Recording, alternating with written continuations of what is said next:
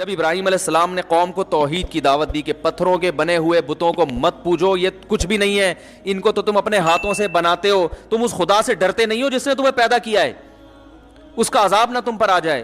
تو قوم نے کیا کہا؟ قوم نے کہا کہ آپ کو ہم ہلاک کر دیں گے اور آپ کو ہم سے ڈر نہیں لگتا، یعنی پوری قوم سے آپ ٹکر لے رہے ہو. تو ابراہیم علیہ السلام نے کیا فرمایا؟ کیف اخاف ما اشرکتم ولا تخافون انکم اشرکتم باللہ.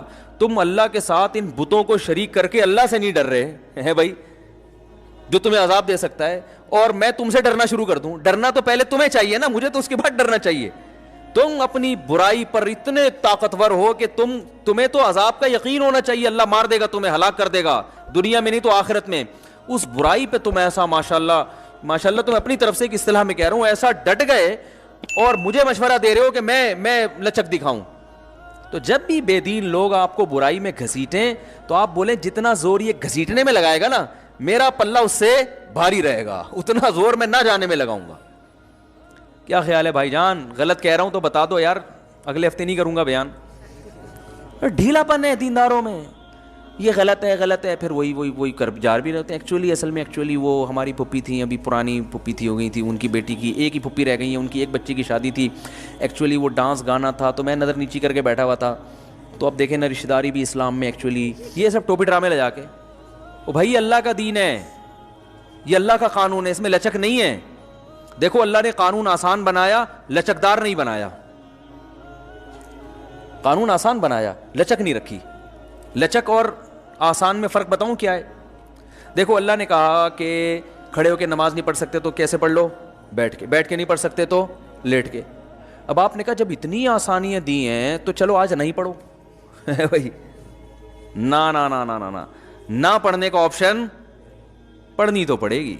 کھڑے ہو کے نہیں پڑھ سکتے، بیٹھ کے نہیں پڑھ سکتے، لیٹ کے میں پڑھوں گا ہی نہیں. کہ جب اتنی اللہ نے آسانیاں رکھ دی ہیں تو اس کا مطلب اللہ تعالیٰ کو نماز کی کوئی اتنی اہمیت نہیں ہے. اسلام تو ایک وسیع مذہب ہے، اسلام تو آسانیاں دے رہا ہے. جب کھڑے ہو کے نہیں پڑھ سکتے تو بیٹھ کے، تو اس کا مقصد تھا آسانی. تو اب مجھے پڑھنے میں ہی بڑی مشکل ہو، کیونکہ لیٹ کے بھی وضو تو بہرحال کرنا پڑے گا نا. آج ہی کا مسئلہ ہے، کسی کو میں نے بتایا بھائی وضو تو کرنا پڑے گا. کیسے؟ میں نے کہا بھائی اپنے کسی خادم سے بولو بھائی تسلا لے کر آئے، وہاں پانی میں آپ کو وضو کرائے، لوٹا لے کے کسی بھی طریقے سے وضو کرائے، تو کرانا پڑے گا. اچھا پھر اسلام نے آسانی رکھی، وضو نہیں، پانی نہیں ہے تو کیا کرو؟ تیمم. لیکن پانی نہ ہو یا پانی نقصان دے رہا ہو، واقعی لوگ سردی میں نہاتے نہیں ہیں تو بھائی گرم پانی سے نہاؤ. تیمم جائز تھوڑی ہے آپ کے لیے. قرآن نے صاف کہا ہے پانی نہ ملے تو ہے. یہ تو آپ کے پاس تو پانی موجود ہے، چولہا بھی موجود ہے، گیزر موجود ہے، تو گرم پانی سے نہاؤ نا. گرم پانی سے کوئی بیمار نہیں ہوتا. لیکن لوگ سردی میں نہاتے نہیں ہیں. یار ایکچولی مجھے کھانسی ہو رہی ہے، الرجی ہو رہی ہے، تو الرجی ہو رہی ہے تو گرم پانی سے نہا لو بھائی. اس کے بعد کافی پی لو، چائے پی لو، یا کوئی پیناڈول تو چلو دوا میں آ جاتی ہے، ٹھیک ہے نا، کافی پی لو.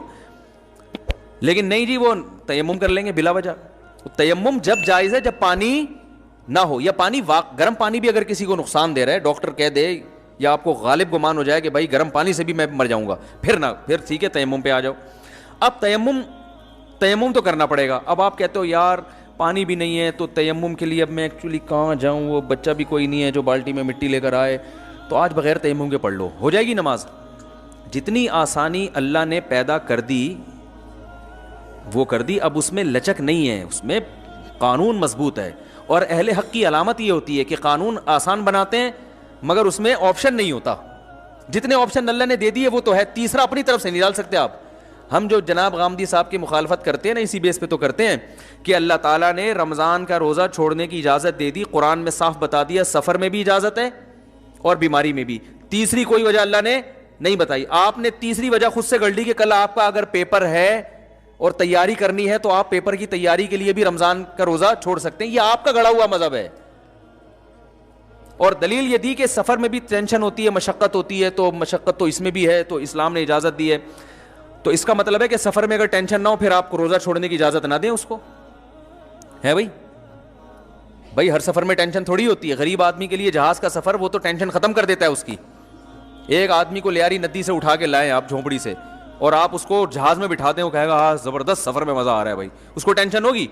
اس کو تو نماز پڑھنے کا پھر حکم دینا چاہیے آپ، جبکہ وہاں بھی کہتے ہیں کہ نماز چھوڑ سکتا ہے، ہم بھی کہتے ہیں چھوڑ سکتا ہے. وجہ اس کی یہ کہ سفر میں اللہ نے چاہے مشقت ہو یا نہ ہو بیماری میں اللہ نے اجازت دے دی, اس کی تیسری کوئی اجازت نہیں. مشقت مقام پہ جتنی مرضی ہوگی روزہ رکھنا پڑے گا. علماء نے یہاں تک لکھا ہے کہ اگر کوئی کوئلے کی کان میں کام کرتا ہے لیکن سفر میں نہیں ہے, وہ کوئلے کی کان میں کام کرتا ہے, اسے پتا ہے کہ میں کوئلے کی کان میں اتروں گا, 1 گھنٹے کے بعد زبان میری پیاس سے خشک ہو جائے گی, روزہ چھوڑنے کی اجازت اسے بھی نہیں ہے, کیونکہ نہ وہ مسافر ہے نہ وہ بیمار ہے. تبھی ہم کہتے ہیں فقہا سے دین سیکھو. وہ فقی ان کو کہا اس لیے جاتا ہے, فقی کہتے ہیں, فقہ کہتے ہیں سمجھ کو, فقہا سے دین سیکھو. وہ قرآن اور سنت کے مزاج کو زیادہ سمجھتے ہیں. اب سوال پیدا ہوتا ہے وہ کرے گا کیا؟ وہ کوئلے کی کان میں جب اترے گا صبح صادق کے بعد, پہلی بات تو ہم کہیں گے بھائی نائٹ ڈیوٹی کرو, دن میں کرو ہی نہیں ہے کام. لیکن اگر مجبوری ہے, آپ کو کمپنی اجازت نہیں دے رہی یا جاب سے جانے کا خطرہ ہے, تو پھر آپ کیا کریں گے؟ آپ روزہ رکھیں گے, کوئلے کی کان میں اتریں گے, اور جب حالت ایسی ہو جائے کہ آپ کو ڈر ہو کہ میں یا تو مر جاؤں گا یا بے ہوش ہو جاؤں گا یا بیمار ہو جاؤں گا یا بی پی لو ہو جائے گا یا کوئی بیماری پیدا ہونے کا خطرہ ہو جائے, تو آپ روزہ توڑ دیں. کیونکہ روزہ توڑنے کی اجازت شریعت نے ایسے موقع پہ دی ہے, چھوڑنے کی اجازت نہیں. آ رہی بات میرا خیال ہے. قانون کو فالو کرنا پڑے گا, جتنا بتا دیا اپنی طرف سے گنجائش سے تھوڑی نکالیں گے ہم. علماء نے کیسی پیاری بات لکھی, فرمایا ایسا شخص روز روزہ رکھ کے روز توڑ دے گناہگار نہیں ہوگا, چھوڑ دے گا تو گناہگار ہوگا. بات آ رہی ہے سمجھ میں؟ روز روزہ رکھ کے جب حالت ناقابل برداشت ہو جائے توڑ دے, چاہے 1 گھنٹے بعد ہو جائے, 50 منٹ بعد ہو جائے, 4 گھنٹے بعد ہو جائے, توڑ دے روزہ. چھوڑنے کی اجازت نہیں ہے. تو یہ اسلام ہے بھائی, لگے بندے قانون ہے اس کے. دیکھو فجر کی نماز صبح صادق کے بعد ہوتی ہے نا, صبح صادق سے 1 منٹ پہلے پڑھ لی ہو جائے گی نماز. کہ یار ایکچولی آج مجھے ذرا جلدی تھی تو میں آج 1 رکعت پہلے پڑھوں گا, 1 رکعت صبح صادق کے بعد, اور وہ والی ذرا لمبی پڑھ لوں گا.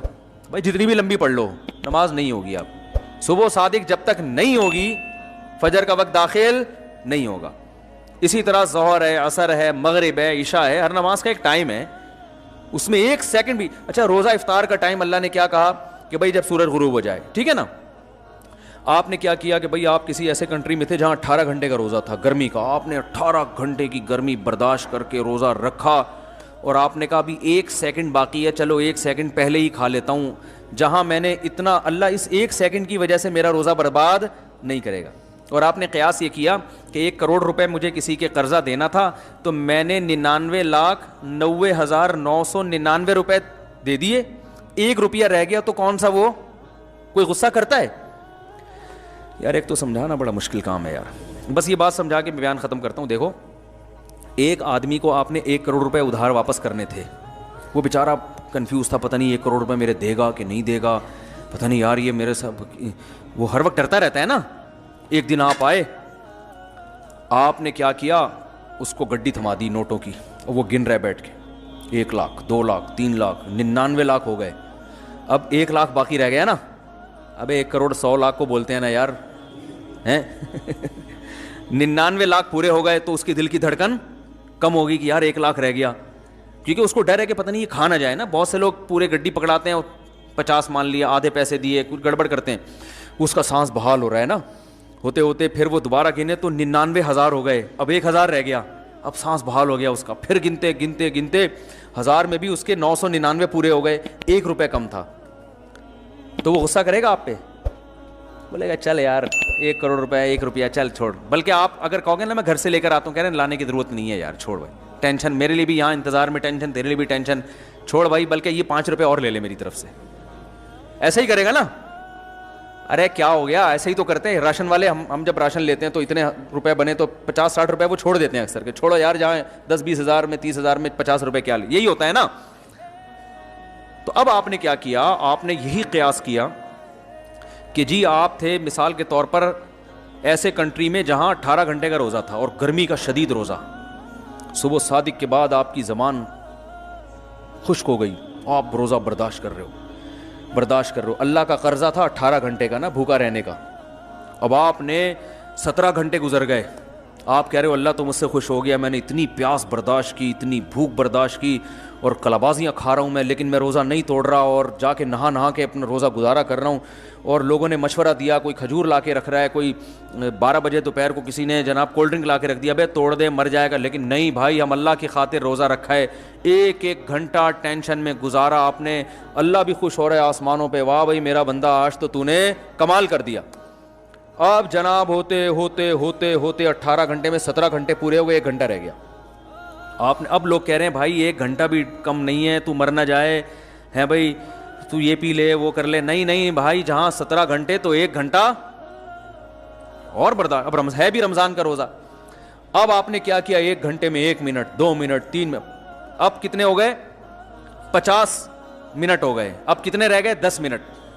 لوگ کہہ رہے ہیں یار 10, آپ کی حالت غیر ہو گئی نا, بی پی لو ہو گیا, اب آپ مرنے والے ہو گئے, عجیب سی کنڈیشن ہو گئی. لوگ کہہ رہے ہیں روزہ توڑ دے, آپ کہہ رہے ہیں نہیں اللہ کی خاطر, آپ کو پتا ہے میں مروں گا نہیں, نہ بیمار ہوں گا, یہ آپ کو اطمینان ہے. وہ تو کیونکہ بیماری کا خطرہ ہو پھر تو توڑنا جائز ہے نا, بس کمزوری ہو گئی بہت زیادہ جو روزوں میں ہوتی ہے. پڑے ہوئے ہیں آپ ویکنیس سے, کمزوری سے پڑے ہوئے ہیں. لوگ کہہ رہے ہیں پی لے, نہیں بھائی جہاں اتنا برداشت کیا ہے 1 منٹ اور, اب 1 منٹ میں 1 سیکنڈ 2 سیکنڈ 3 سیکنڈ 58 سیکنڈ ہوئے تھے. آپ نے کہا جہاں اتنا اللہ کے لیے میں نے برداشت کی, اب 2 سیکنڈ رہ گئے, اب کھا لو. تو اب اللہ مجھے تھوڑی پکڑے گا, وہ بولے گا جہاں تو نے اتنے گھنٹے میرے لیے بھوک پیاس برداشت کی ہے, تو 2 سیکنڈ میری طرف سے تجھے کیا ہیں بھائی, معاف, کھا لے. آپ نے کھا لیا, متزل العالیہ نے روزہ بالآخر کھا لیا. اور جیسے ہی وہ نوالا حلق میں اترا ہے, اترتے ہی سائرن بج گیا, اذان ہو گئی. کسی مفتی سے پوچھو گے نا پوری دنیا میں, وہ کہے گا روزہ بھی گیا تیل لینے, اور 60 روزے بطور سزا کے کفارہ, بولو بھائی رکھنا پڑے گا آپ کو. 60 روزے توڑا کیوں, آپ کہیں گے بھائی توڑا کہاں ہے, 18 گھنٹے میں 17 گھنٹے 59 منٹ 59 سیکنڈ تک تو رکھ لیا نا. تو اللہ ایسا ظالم تھوڑی ہے کہ لوگ ایسی باتیں, اللہ تو غفور الرحیم ہے. اسلام تو ایک وسیع مذہب ہے, اسلام تو ایک پولائٹ مذہب ہے, پولائٹنس کی ترغیب دیتا ہے. اللہ تو رحمان, وہ تو اس کی رحمت کے 100 حصے ہیں, ان میں سے صرف 1 حصہ اس نے زمین پہ بھیجا ہے, 99 تو آخرت میں. تو آخرت میں بخشے گا نہیں, وہ کیا میں بخشے گا بشرطے کے 60 روزے رکھو. صحیح ہے نا, کفارے کے طور پہ. اور پھر بھی رمضان کا ثواب پھر بھی نہیں ملے گا, اس سے صرف گناہ معاف ہو جائے گا. اور یہ والا روزہ قیامت تک نہیں آتا, اور اس کی قضا بھی الگ سے رکھو. کسی بھی دنیا کے مفتی سے پوچھو گے, وہ بولے گا بھائی روزہ ختم, نہیں اب نہیں روزہ ہو سکتا.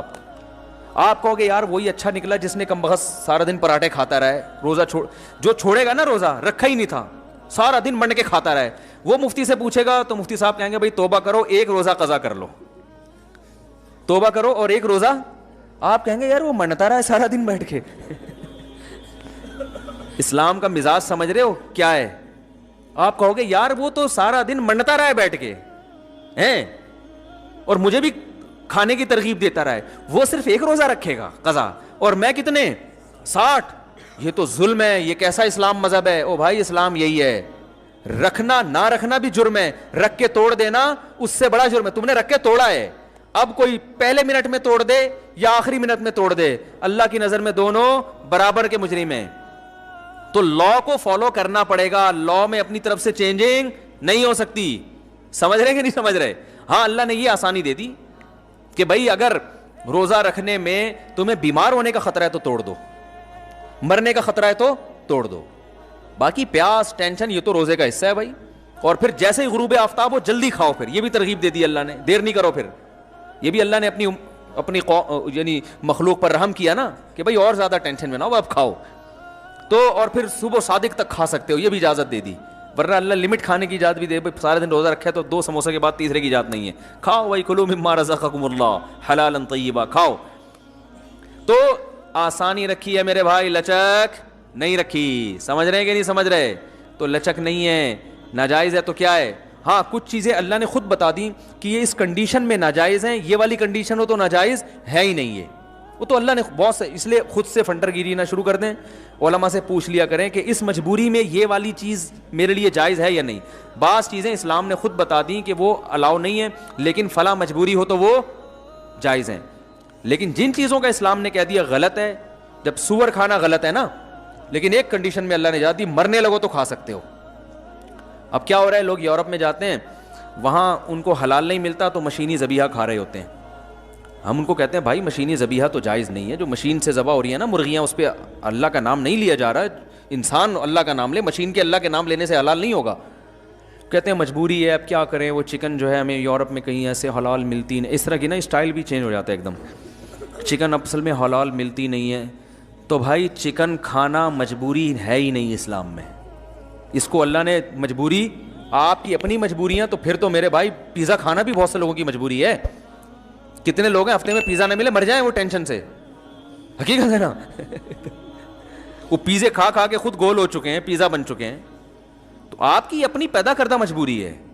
اللہ تعالیٰ نے کیا کہا ہے مجبوری کی جو ڈیفائن کیا اللہ نے, فَمَنِ اضْطُرَّ فِي مَخْمَصَةٍ, کہ جو بھوک سے اتنا مجبور ہو جائے, موت کا خطرہ ہو جائے نا اس کو, اضطراری کیفیت ناقابل برداشت ہو جائے, پھر وہ مردار کھا سکتا ہے. اور وہ بھی اللہ نے فرمایا غیر متجانف للإثم, گناہ کی نیت نہ ہو. اور اس میں بھی اللہ نے فرمایا کہ اعتدال سے نہ ہو. اتنی بوٹیاں کھا سکتے ہیں مردار کی کہ آپ کی کمر سیدھی ہو جائے, جان بچ جائے. آپ نے اس کے کباب کوفتے بنا کے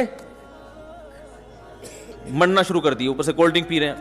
تو جو حرام کھا رہے ہیں یورپ میں, امریکہ میں, یو کے میں, حرام گوشت کھا رہے ہیں اور کہہ رہے ہیں مجبوری ہے کہ چکن اصل میں ملتی نہیں حلال, تو وہ بھی 2-4 بوٹیاں تھوڑی کھاتے ہیں, پورے قورمے بنا رہے ہیں, اس کے بریانی بنا رہے ہیں, طبیعت سے روسٹ کر کے کھا رہے ہیں. کہہ رہے ہیں مجبوری میں ہم کیا کر رہے ہیں, حرام کھا رہے ہیں. تو یہ مجبوری نہیں ہے. جب تک روٹی مل رہی ہے, گندم مل رہی ہے, پیٹ میں جا رہی ہے, کوئی بھی ایسی چیز جو پیٹ بھرنے کے لیے کافی ہو, تو آپ حرام کی طرف نہیں جا سکتے. ہاں اللہ نے خود اجازت دے دی, مرنے لگو تو کھا سکتے ہو, تو وہ پھر آپ کے لیے حرام رہتا نہیں ہے, وہ حلال ہو جاتا ہے. تو اگر کوئی مس گیدرنگ میں, شادی میں آپ نہیں جائیں اور جان سے مارنے کا خطرہ ہو, کیا آپ کو رشتہ دار گولی مار دیں گے پھر آپ جائیں, بھائی جان بچانا ہے پہلے کیا ہے, یا جان سے مارنے کا خطرہ تو نہ ہو, ہاتھ پاؤں توڑ دیں گے آپ کے, ابا آپ کے مار کے ہاتھ توڑ دے گا آپ کے, تو پھر ہاتھ بچانے کے لیے آپ شادی میں جا سکتے ہیں. یا ہاتھ پاؤں تو نہیں ٹوٹیں گے, اتنا زیادہ ماریں گے کہ ادھموا کر دیں گے مار کے, تو بھی آپ جا سکتے ہو. ٹھیک ہے نا. ایسی اگر کوئی کنڈیشن نہیں ہے تو پھر یہ جو ہے نا کہ ایکچولی وہ ناراض ہو جائے گا فلانا, تو اس ناراضی کو شریعت نے مجبوری نہیں سمجھا ہے. اس میں جو ناراض ہو رہا ہے وہ غلط کر رہا ہے. قطع رحمی کا, رشتہ داری توڑنے کا گناہ اس کو ہوگا جو اپنی محفل میں گناہ کر کے آپ کو ناراض کر رہا ہے. سمجھ رہے ہیں کہ نہیں سمجھ رہے؟ دیکھو ایک بات سنو, اللہ نہ کرے میں ان سے پیسے لے کے کھا جاؤں, اللہ نہ کرے, اور یہ میرے بالفرض سگے بھائی ہوں. اب کیا ہوا, ہم دونوں میں دشمنی پیدا ہو گئی, تو اس دشمنی کا گناہ ان کو ہوگا. قیامت میں اللہ ان سے پوچھے گا تم نے رشتہ داری توڑی, اللہ یہ کہیں گے اللہ میں نے تھوڑی توڑی ہے, توڑی تو اس نے جس نے میرے سے پیسے چھینے ہیں.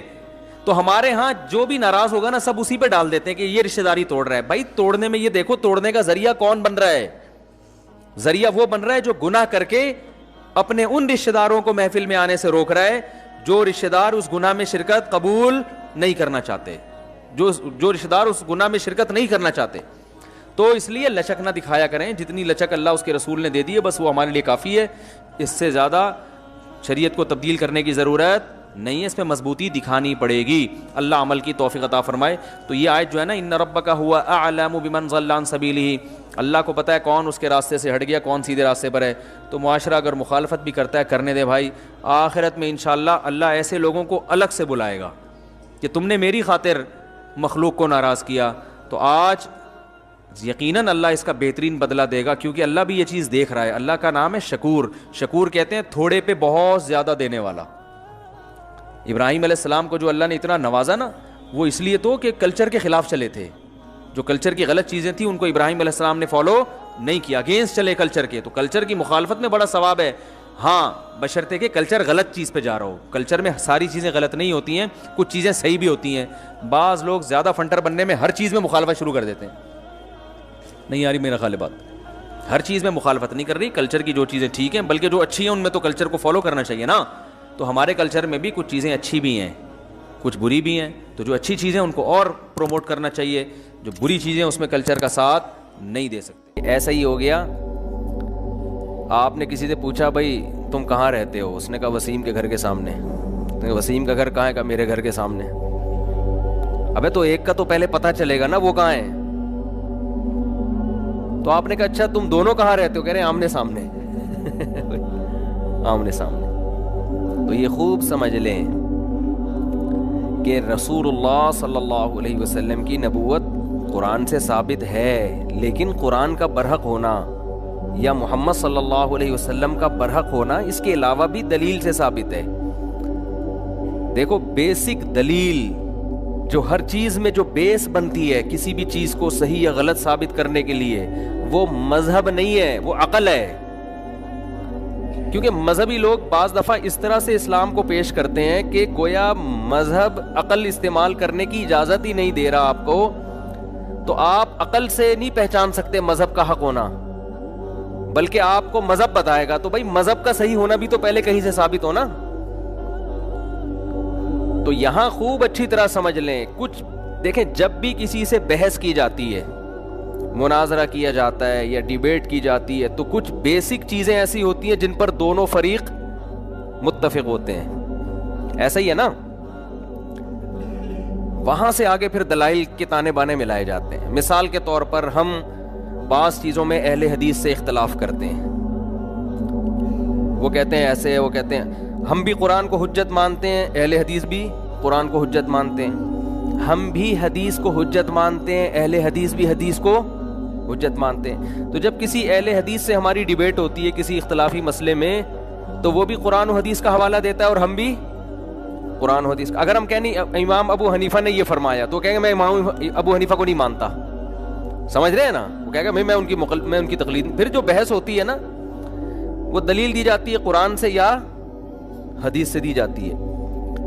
آپ کسی گرین چینل والے سے مناظرہ کر رہے ہیں، وہ فقہ حنفی کو مانتے ہیں، وہ امام ابو حنیفہ کا مقلد کہتے ہیں اپنے آپ کو، تو اس کے لیے آپ قرآن حدیث سے بھی حوالہ دے سکتے ہیں اور فقہ حنفی کی کتابوں سے بھی حوالہ دے سکتے ہیں. بھائی تم تو خود ان کتابوں کو حجت مانتے ہو، تم ان فقہا کو مانتے ہو، نہیں مانتے تو پھر اپنے آپ کو حنفی ہوئے کہتے ہو. تو وہاں پھر فقہی عبارتیں بھی چلتی ہیں ساتھ ساتھ. قادیانیوں سے جب آپ بحث کرو گے تو ان کا دعویٰ یہ ہے کہ ہم قرآن و حدیث کو مانتے ہیں، حالانکہ مانتے نہیں ہیں، لیکن دعویٰ یہ ہے کہ ہم قرآن و حدیث کو مانتے ہیں. تو ہم ختم نبوت کے دلائل کہاں سے دیں گے؟ قرآن و حدیث سے دیں گے. منکرین حدیث جو کہتے ہیں حدیث حجت نہیں ہے، ان سے جب آپ کی بحث ہوگی تو آپ حدیث کا حوالہ نہیں دے سکتے، بلکہ آپ کس کا حوالہ دو گے؟ میرا منکرین حدیث سے ایک بحث ہے نا، آڈیو میں ہے، وہ بڑی دلچسپ ہے، وہ کبھی سن لیے اگر ٹائم ملے تو میں نے قرآن سے ہی اس کے سامنے ثابت کیا تھا کہ حدیث حجت ہے. جو آدمی کہتا ہے میں حدیث کو حجت نہیں مانتا، دلیل نہیں مانتا، وہ قرآن کا بھی منکر ہے. تو ہم اس میں حدیث کا حوالہ پیش نہیں کریں گے، ہم حوالہ کس کا پیش کریں گے؟ قرآن کا حوالہ پیش کریں گے. تو اسی طرح خوب اچھی طرح بات سمجھ لیں کہ اگر ہم عیسائی یا یہودی سے مناظرہ کریں گے، عیسائی سے بحث ہوگی تو عیسیٰ علیہ السلام اور ان سے پہلے کے تمام پیغمبروں کے قول کو بطور دلیل کے پیش کیا جائے گا. اس میں ہم حدیث کو بطور دلیل کے یا قرآن کو بطور دلیل کے پیش نہیں کر سکتے. تائید کے طور پہ تو چلتی ہیں چیزیں، دلیل کے طور پہ وہ مانتا ہی نہیں اس کو، کہہ رہے ہمارا پھڈا ہی اسی میں ہے. بھائی صلح حدیبیہ کے موقع پہ جب نبی صلی اللہ علیہ وسلم کا معاہدہ ہوا مشرکین مکہ سے، تو مشرکین مکہ نے جو دستاویز دونوں نے مل کے تیار کی ہیں نا، تو صلح حدیبیہ میں جو لکھا گیا تحریر من محمد ابن عبداللہ و رسول اللہ، اس طرح کے الفاظ تھے.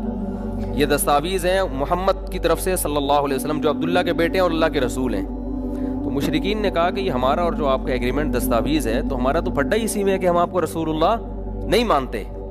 اگر یہ ہم مان لیں تو پھر تو جھگڑا ختم ہو گیا نا. تو آپ صلی اللہ علیہ وسلم نے وہ رسول اللہ کا لفظ کٹوایا ہے، اس کو لفظ کٹوایا ہے. تو عیسائی سے جب آپ بحث کرو گے تو اس بحث میں آپ تورات کے حوالے دو گے، انجیل کے حوالے دو گے، عیسیٰ ابن مریم کی کتابوں کے ان کے اقوال کے حوالے دو گے، لیکن آپ اس میں قرآن کا حوالہ نہیں دے سکتے آپ. اور جب آپ یہودی سے بحث کرو گے تو اس میں عیسیٰ ابن مریم کے اقوال کا حوالہ نہیں دو گے، اس میں آپ تورات کا حوالہ دو گے. جب آپ ایتھیس سے بحث کرو گے، سمجھ میں آ رہی ہے بات، جو سرے سے خدا کے وجود ہی کا منکر ہے، تو اس میں ہم قرآن و حدیث کے حوالے نہیں دیتے، اس میں ہم کس کی بات کریں گے؟ عقل. تو بیس جو شروع ہوتی ہے نا سب سے پہلے کسی بھی چیز کو پہچاننے کی، وہ کہاں سے شروع ہوتی ہے؟ عقل سے شروع ہوتی ہے. تو اسلام اس چیز کو مانتا ہے، لیکن اسلام یہ دعویٰ کرتا ہے کہ اگر تم کھوپڑی استعمال، عقل کو پیار سے کھوپڑی بھی، یہ پتہ نہیں مائک میں ہو کیا رہا ہے، مذاق کیا رہا ہے، آواز پھو پھو کر کے نہیں آ رہی عجیب سی، اس کو صحیح کرو یار، کیا مذاق ہے یہ میرا خیال ہے ابھی میں کسی کے ذمہ لگاتا ہوں تنخواہ پہ بندہ کا، میں ہمیشہ بول دیتا ہوں پھر بات آئی گئی ہو جاتی ہے. یہ بھائی ہیلو، ادھر ادھر موبائل میں نہ لگیں بھی، آپ کے ذمے ہے اگلے ہفتے سے پہلے نا مائک کی سیٹنگ کے لیے تنخواہ پہ کوئی بندہ رکھنا ہے. اگر تنخواہ پہ رکھنا ہے، فری پھوکٹ والا کام، کوئی زکوٰۃ میں بھی پوری زکاتیں بھی نکال رہا ہوں، نہیں رکھنا ہم نے. ولید آپ کے ذمے ہے، اگر نہیں آیا نا تو سزا بتاؤ جلدی سے، یہ بھی طے ہو جائے نا، یہ 15 سال ہو گئے یہ چیختے چلاتے، ابھی سزا بتاؤ بھائی جلدی سے. چائے بھائی نہیں، جلدی سے سزا سوچ کے بتاؤ، پھر وہ سزا رہ جائے گی، پھر یہ کام رہ جائے گا، بیان نہیں ہوگا، بس سیدھی سی بات. یعنی سزا یہ کہ بیان کی چھٹی. جب تک کوئی بندہ ارینج نہیں ہو جاتا جو مائک کی سیٹنگ اور تنخواہ پہ فری میں نہیں، تو اس وقت تک یہ دوبارہ بیان نہیں ہوگا بس. لیکن وہ ہوگا ہی نہیں، پھر 10 سال نہیں ہوگا بیان. ہر سال پھر یاد آئے، ہر ہفتے یاد آئے گا کہ بیان نہیں ہو رہا ہے، کیا مسئلہ ہے. کوئی اور سزا بتائیں جلدی نا، بیان رہ رہا ہے یار، کوئی ٹائم. ولید کو مرغا بنا دیں گے سب کے سامنے، بھائی یہ صحیح ہو گیا، ولید یہاں مرغا بنے گا. میرے پاس ویسے بھی مرغیاں ہیں، مرغا نہیں ہے میرے پاس ابھی.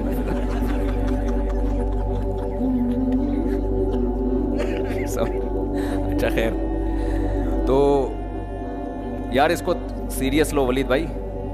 یہ اگلے ہفتے تک نا مائک کا نظام بولا نہیں جاتا، پھر بیان نہیں ہوتا. جب اس طرح عجیب سا وہ ہو رہا ہوں نا، ریکارڈنگ میں تو آواز صحیح جا رہی ہوتی ہے کیمرے میں، ادھر نہیں آ رہی ہوتی صحیح. خیریت سے عدیل بھائی. تو اب جو ایتھیسٹ ہے نا، قرآن ان لوگوں سے جو خطاب کرتا ہے نا، ایتھیسٹ لوگوں سے، یا جو بالکل ہی مذہب کو مانتے نہیں ہیں، تو عقل استعمال کرنے کا حکم دیتا ہے. تو ہر چیز کی بیس کہاں سے شروع ہوتی ہے؟ عقل کی. یہ بات اسلام مانتا ہے، یہ بات فقہا مانتے ہیں. یہی وجہ ہے کہ اس پر پوری امت کا اجماع ہے کہ پاگل لوگوں سے قیامت کے دن حساب و کتاب نہیں ہوگا، وہ جنت میں جائیں گے. مسلمان پاگل جو ہے نا، وہ کہاں جائیں گے؟ جنت میں جائیں گے، چاہے وہ کچھ بھی کرتے رہیں. وجہ اس کی کیا ہے کہ ان کی کھوپڑی کام کرتی نہیں ہے. تو جب کھوپڑی کام نہیں کر رہی تو بیس کہاں سے شروع ہوتی ہے؟ کھوپڑی سے شروع ہوتی ہے. کھوپڑی سے آپ اسٹیپ بائی اسٹیپ چلتے چلتے آگے جاتے ہیں، پھر آپ اسلام تک پہنچتے ہیں. اور یہ بھی خوب سمجھ لو کہ بعض دفعہ انسان کی کھوپڑی مستقل کام کرنا چھوڑ دی. آپ موبائل جیب میں رکھ دو، ٹھیک ہے نا، ان کی کہیں چلو ابھی نہیں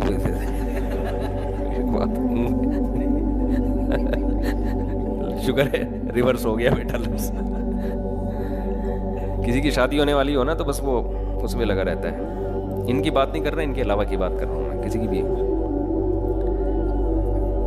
اب دیکھو کھوپڑی جو کام نہیں کرتی نا، بعض لوگوں کی کو مجنون ہو جاتے ہیں، پاگل ہو جاتے ہیں، وہ تو مرفوع القلم ہو گئے. ان کو تو شریعت نے ہر چیز سے کیا کر دیا؟ بری ذمہ. جیسے چھوٹا بچہ ہے، 7 سال سے کم عمر کا بچہ، اس کے بارے میں بھی فقہا کا اتفاق ہے کہ اس کا کوئی عمل قیامت کے دن گرفت کا ذریعہ نہیں بنے گا. اس میں پھر تفصیل ہے فقہ کی کتابوں میں کہ کس عمر کے بچے کی نیکیاں ہوتی ہیں، گناہ نہیں لکھے جاتے، نیکیاں لکھی جاتی ہیں. بہت ڈیٹیل میں ابھی نہیں جاؤں گا، یہ پورا ایک چیپٹر ہے فقہ میں. اور کچھ پاگل ایسے ہوتے ہیں جو ہوتے صحیح ہیں، لیکن کبھی کوئی بات وہ پاگل پنے میں کہہ دیتے ہیں، تو وہ بھی شریعت میں قابل گرفت بولو نہیں ہے. بعض بزرگان دین ایسے گزرے ہیں کہ وہ عقل مند تھے، ان پر بعض دفعہ ایسا غلبہ ہوا کہ انہوں نے اس غلبے میں نہ چاہتے ہوئے ان کی زبان سے ایسے کلمات نکل گئے کہ ان کلمات پر جب وہ لوگوں نے گرفت کی نا تو وہ گرفت بنتی نہیں تھی، اس لیے کہ وہ کلمات انہوں نے ہوش و حواس کی حالت میں نہیں کہے ہیں. اور یہ احادیث سے مضمون ثابت ہے. رسول اللہ صلی اللہ علیہ وسلم نے فرمایا، ولید کو وہاں پر رکھو، مائک صحیح نہیں ہوا. نبی صلی اللہ علیہ وسلم نے ارشاد فرمایا کہ ایک شخص کی سواری گم گئی صحرا میں نا، اور وہ موت کے امید پہ آ کے لیٹ گیا کہ اب موت کے خوف سے آ کے لیٹ گیا. آنکھ لگ گئی، آنکھ کھلی ہے تو اس کو سواری نظر آئی کہ بھی میری سواری اور سارا خوراک وغیرہ موجود ہے. آپ بلا کے لائیں اس کو جلدی. اچھا تو اس کی خوراک وغیرہ سب موجود ہے. تو وہ خوشی میں کیا کہتا ہے؟ اللہم انا عبدک و انت، اللہم انت عبدی و انا ربک. اے اللہ میں تیرا رب ہوں اور تو میرا بندہ ہے. حدیث کے الفاظ ہیں اخطأ من شدت الفرح، خوشی کی شدت کی وجہ سے غلطی کر بیٹھا. کیا مطلب؟ اتنا خوش تھا کہ اس موقع پر اس کے دماغ نے کام کرنا چھوڑ دیا. کہنا یہ چاہتا تھا کہ اے اللہ تو میرا بندہ، سوری اب دیکھو میں نے بھی غلطی کر دی نا، تو میرا رب میں تیرا بندہ، لیکن زبان سے کیا نکل رہا ہے؟ تو میرا بندہ میں تیرا رب. اب یہ نہیں کہ اس پہ کفر کا فتویٰ لگا دیا جائے گا، کفر کا فتویٰ نہیں لگایا جائے گا. تو یہ کہا جائے گا بھائی دماغ صحیح کام نہیں کر رہا تھا. تو نبی نے اس کو بھی ایک اچھے طور پہ بیان کیا. اتنا خوش کہ خوشی میں پاگل ہو گیا ہے اور کہہ رہا ہے کہ اللہ میں تیرا رب اور تو میرا بندہ. تو اس طرح بعض بزرگان دین ایسے گزرے ہیں کہ عبادت کی کثرت کی وجہ سے ایسی کیفیات ان پہ طاری ہو گئیں کہ ان کی زبان سے ایسے کلمات نکلے جو کلمہ کفر تھے، لیکن جو ان کے حالات کو جانتے تھے ان کو پتہ یہ ایسے ہیں نہیں، یہ ان کی خاص کیفیات تھیں. بعض دفعہ عبادت کی کثرت سے یہ کیفیات، وہ جائز نہیں ہے اتنی عبادت کرنا کہ یہ کیفیات بن جائیں، وہ الگ موضوع ہے. لیکن اگر کسی نے غلطی کر لی یا اللہ کی محبت میں ایسا پاگل ہو گیا کہ وہ پاگل پنے کی باتوں پہ آ گیا، تو ان بیسس پر بزرگوں پہ کفر کے گمراہی کے فتوے نہیں لگیں گے. اگر آپ نے لگانا شروع کر دیے تو یہ تو پھر اسلامی تاریخ میں بہت بڑی بڑی شخصیتیں اس کی لپیٹ میں آئیں گی. تو اس میں دیکھا جائے گا ان کی باقی زندگی کیا تھی. باقی زندگی میں بھی پاگل پنا ہی کرتے رہے ہیں، پھر تو پاگل ہیں، پھر تو کافر بھی کہا جائے گا، پھر تو گمراہ بھی کہا جائے گا. لیکن اگر ساری زندگی توحید میں اور اچھے کاموں میں گزری ہے تو پھر حدیث سے یہ بات ثابت ہے کہ انسان کی چند اس طرح کی غلطیوں کو کی تعویل کی جاتی ہے. ابھی میرا یہ ٹاپک نہیں ہے، صرف یہ بتانے کے لیے کہ دیکھو پاگل آدمی یا جس کی عقل کام ہی نہ کر رہی ہو تو شریعت اس کو مرفوع القلم قرار دیتی ہے، اس کے تصرفات نافذ نہیں ہوتے. وجہ اس کی صاف یہ ہے کہ بھائی بیس جو تھی نا عقل پہچاننے کے لیے صحیح اور غلط کو، وہ عقل ہی اس میں ختم ہو گئی ہے. تو اب وہ ایگزامینیشن ہال میں ہے نہیں. ایگزام لینے کے لیے ضروری ہے کہ بندے میں عقل ہو. سمجھ رہے ہیں؟ اس کو تھوڑا آہستہ کر دیں یار، بند ہو جائے گا. چلو اسی طرح گزارا چلو یار. تو اب یہ سمجھیں کہ جو اسلام کو جو پہچانا جاتا ہے نا، محمد صلی اللہ علیہ وسلم کی نبوت کو یا قرآن کو، یہ قرآن سے نبی کو یا نبی سے قرآن کو نہیں پہچانا جاتا. سب سے پہلا جو سوال کھڑا ہوتا ہے وہ یہاں سے بات شروع ہوتی ہے کہ اس کائنات کو کوئی بنانے والا ہے یا نہیں ہے. یہ عقل سے پتہ چلتا ہے. عقل یہ کہتی ہے کہ جو بنی ہوئی چیزیں ہیں وہ خود سے بن نہیں سکتی. اور ایسی مینجمنٹ جس پہ میں دلائل دیتا رہتا ہوں بھی یہ موقع نہیں ہے اس کا. جمعے کے بیان میں ایک بات کی نا میں نے، وہ ایک ملحد نے میرے خلاف کلپ بنایا اور اس نے یہ کہا کہ میں نے ایک گاڑی کی مثال دی ہے بیانات میں. گاڑی کی مثال، ایک یونیورسٹی کے پروفیسر صاحب نے سوال کیا ایک شاگرد لڑکے سے. اس لڑکے نے مجھے بتایا، ان صاحب نے، کہ یار ایسی بات کر رہا تھا اور میں تو لاجواب ہو گیا. یعنی میرے پاس اس ملحد پروفیسر کا کوئی جواب نہیں تھا. وہ اعتراض یہ کیا کہ بھائی دیکھو گاڑی کے ایکسیلریٹر پہ جب ہم پاؤں رکھتے ہیں تو گاڑی چلتی ہے، جب بریک پہ پاؤں لگتے ہیں تو گاڑی رکتی ہے. تو خدا کہاں ہے؟ تو ہر کام ایک لاجک سے ہو رہا ہے نا. خدا تو جب ہوتا جب ہم بریک پہ پاؤں رکھتے اور خدا گاڑی کو چلا دیتا، اور ایکسیلریٹر پہ پاؤں رکھتے تو اللہ گاڑی کو روک دیتا. ہم کہتے ہیں یار سائنس نہیں ہے، اصل کون ہے؟ اللہ ہے. لیکن ہم تو دیکھ رہے ہیں ہر چیز کی ایک کیا ہے، ایک لاجک کے تحت ہو رہا ہے. ایک سائنٹیفک حقیقت ہے، اس کے پیچھے کچھ سائنٹیفک اسباب ہوتے ہیں. تو اس سے پتہ چلتا ہے کائنات بھی کوئی لاجک ہے، سبب ہے جس سے یہ بنی ہے، خدا نے نہیں بنائی ہے. بات سمجھ میں آ رہی ہے کہ نہیں آ رہی ہے؟ اس کا میں نے جواب دیا تھا کہ یہی چیز خدا کے کھوپڑی صحیح استعمال کرو نا تو یہی اللہ کے وجود کی سب سے بہترین دلیل ہے. گاڑی کا دیکھو، گاڑی سکون کی حالت سے حرکت کی حالت میں چینج نہیں ہوتی جب تک کوئی چینجر نہ ہو. کسی چیز کا وجود میں آنا اتنا مشکل نہیں ہے. وجود میں آنے کے بعد ایک کنڈیشن سے دوسری کنڈیشن میں چینج ہونا یہ آسان ہے. وجود میں آنا زیادہ مشکل ہے. اب اس پنکھے کو بنانا زیادہ مشکل ہے, چلانا زیادہ مشکل ہے. چل سکتا ہے خود, چلنے میں کیا تبدیلی ہو رہی ہے؟ پنکھا چینج نہیں ہو رہا. ایک کنڈیشن ہے سکون. سکون سے موشن میں آ رہا ہے. وہ انگلش لینگویج ٹیچر بیٹھے ان کو دیکھ کے مجھے انگلش یاد آ گئی. حرکت کے بجائے کس میں آ رہا ہے؟ موشن میں آ رہا ہے. بھائی ساکن تھا, اب کس میں آ رہا ہے؟ موشن میں. یہ اربوں کھربوں سال گزر جائیں, یہ خود سے اس کا باپ بھی موشن میں نہیں آ سکتا. ہمارے دلائل ایسے ہی ہوتے ہیں. وہ کہہ رہے ہیں اس کو سائنس وائنس کا نہیں پتا. جو 2 اور 2 4 کی طرح جو ملحد لوگ مجھے کہتے ہیں اس کو سائنس وائنس کا نہیں پتا ہے. جو باتیں 2 اور 2 4 کی طرح ہوتی ہیں نا, اس میں سائنسدانوں کے حوالے دینا حماقت اور بے وقوفی ہے. خام خواہ آپ بحث کو پیچیدہ بنا رہے ہو. اور آپ کو سائنس کا نہیں پتا اس لیے کہ سائنسدان کانسیپٹ سارے سائنسدان ڈارون کو صحیح مانتے ہیں.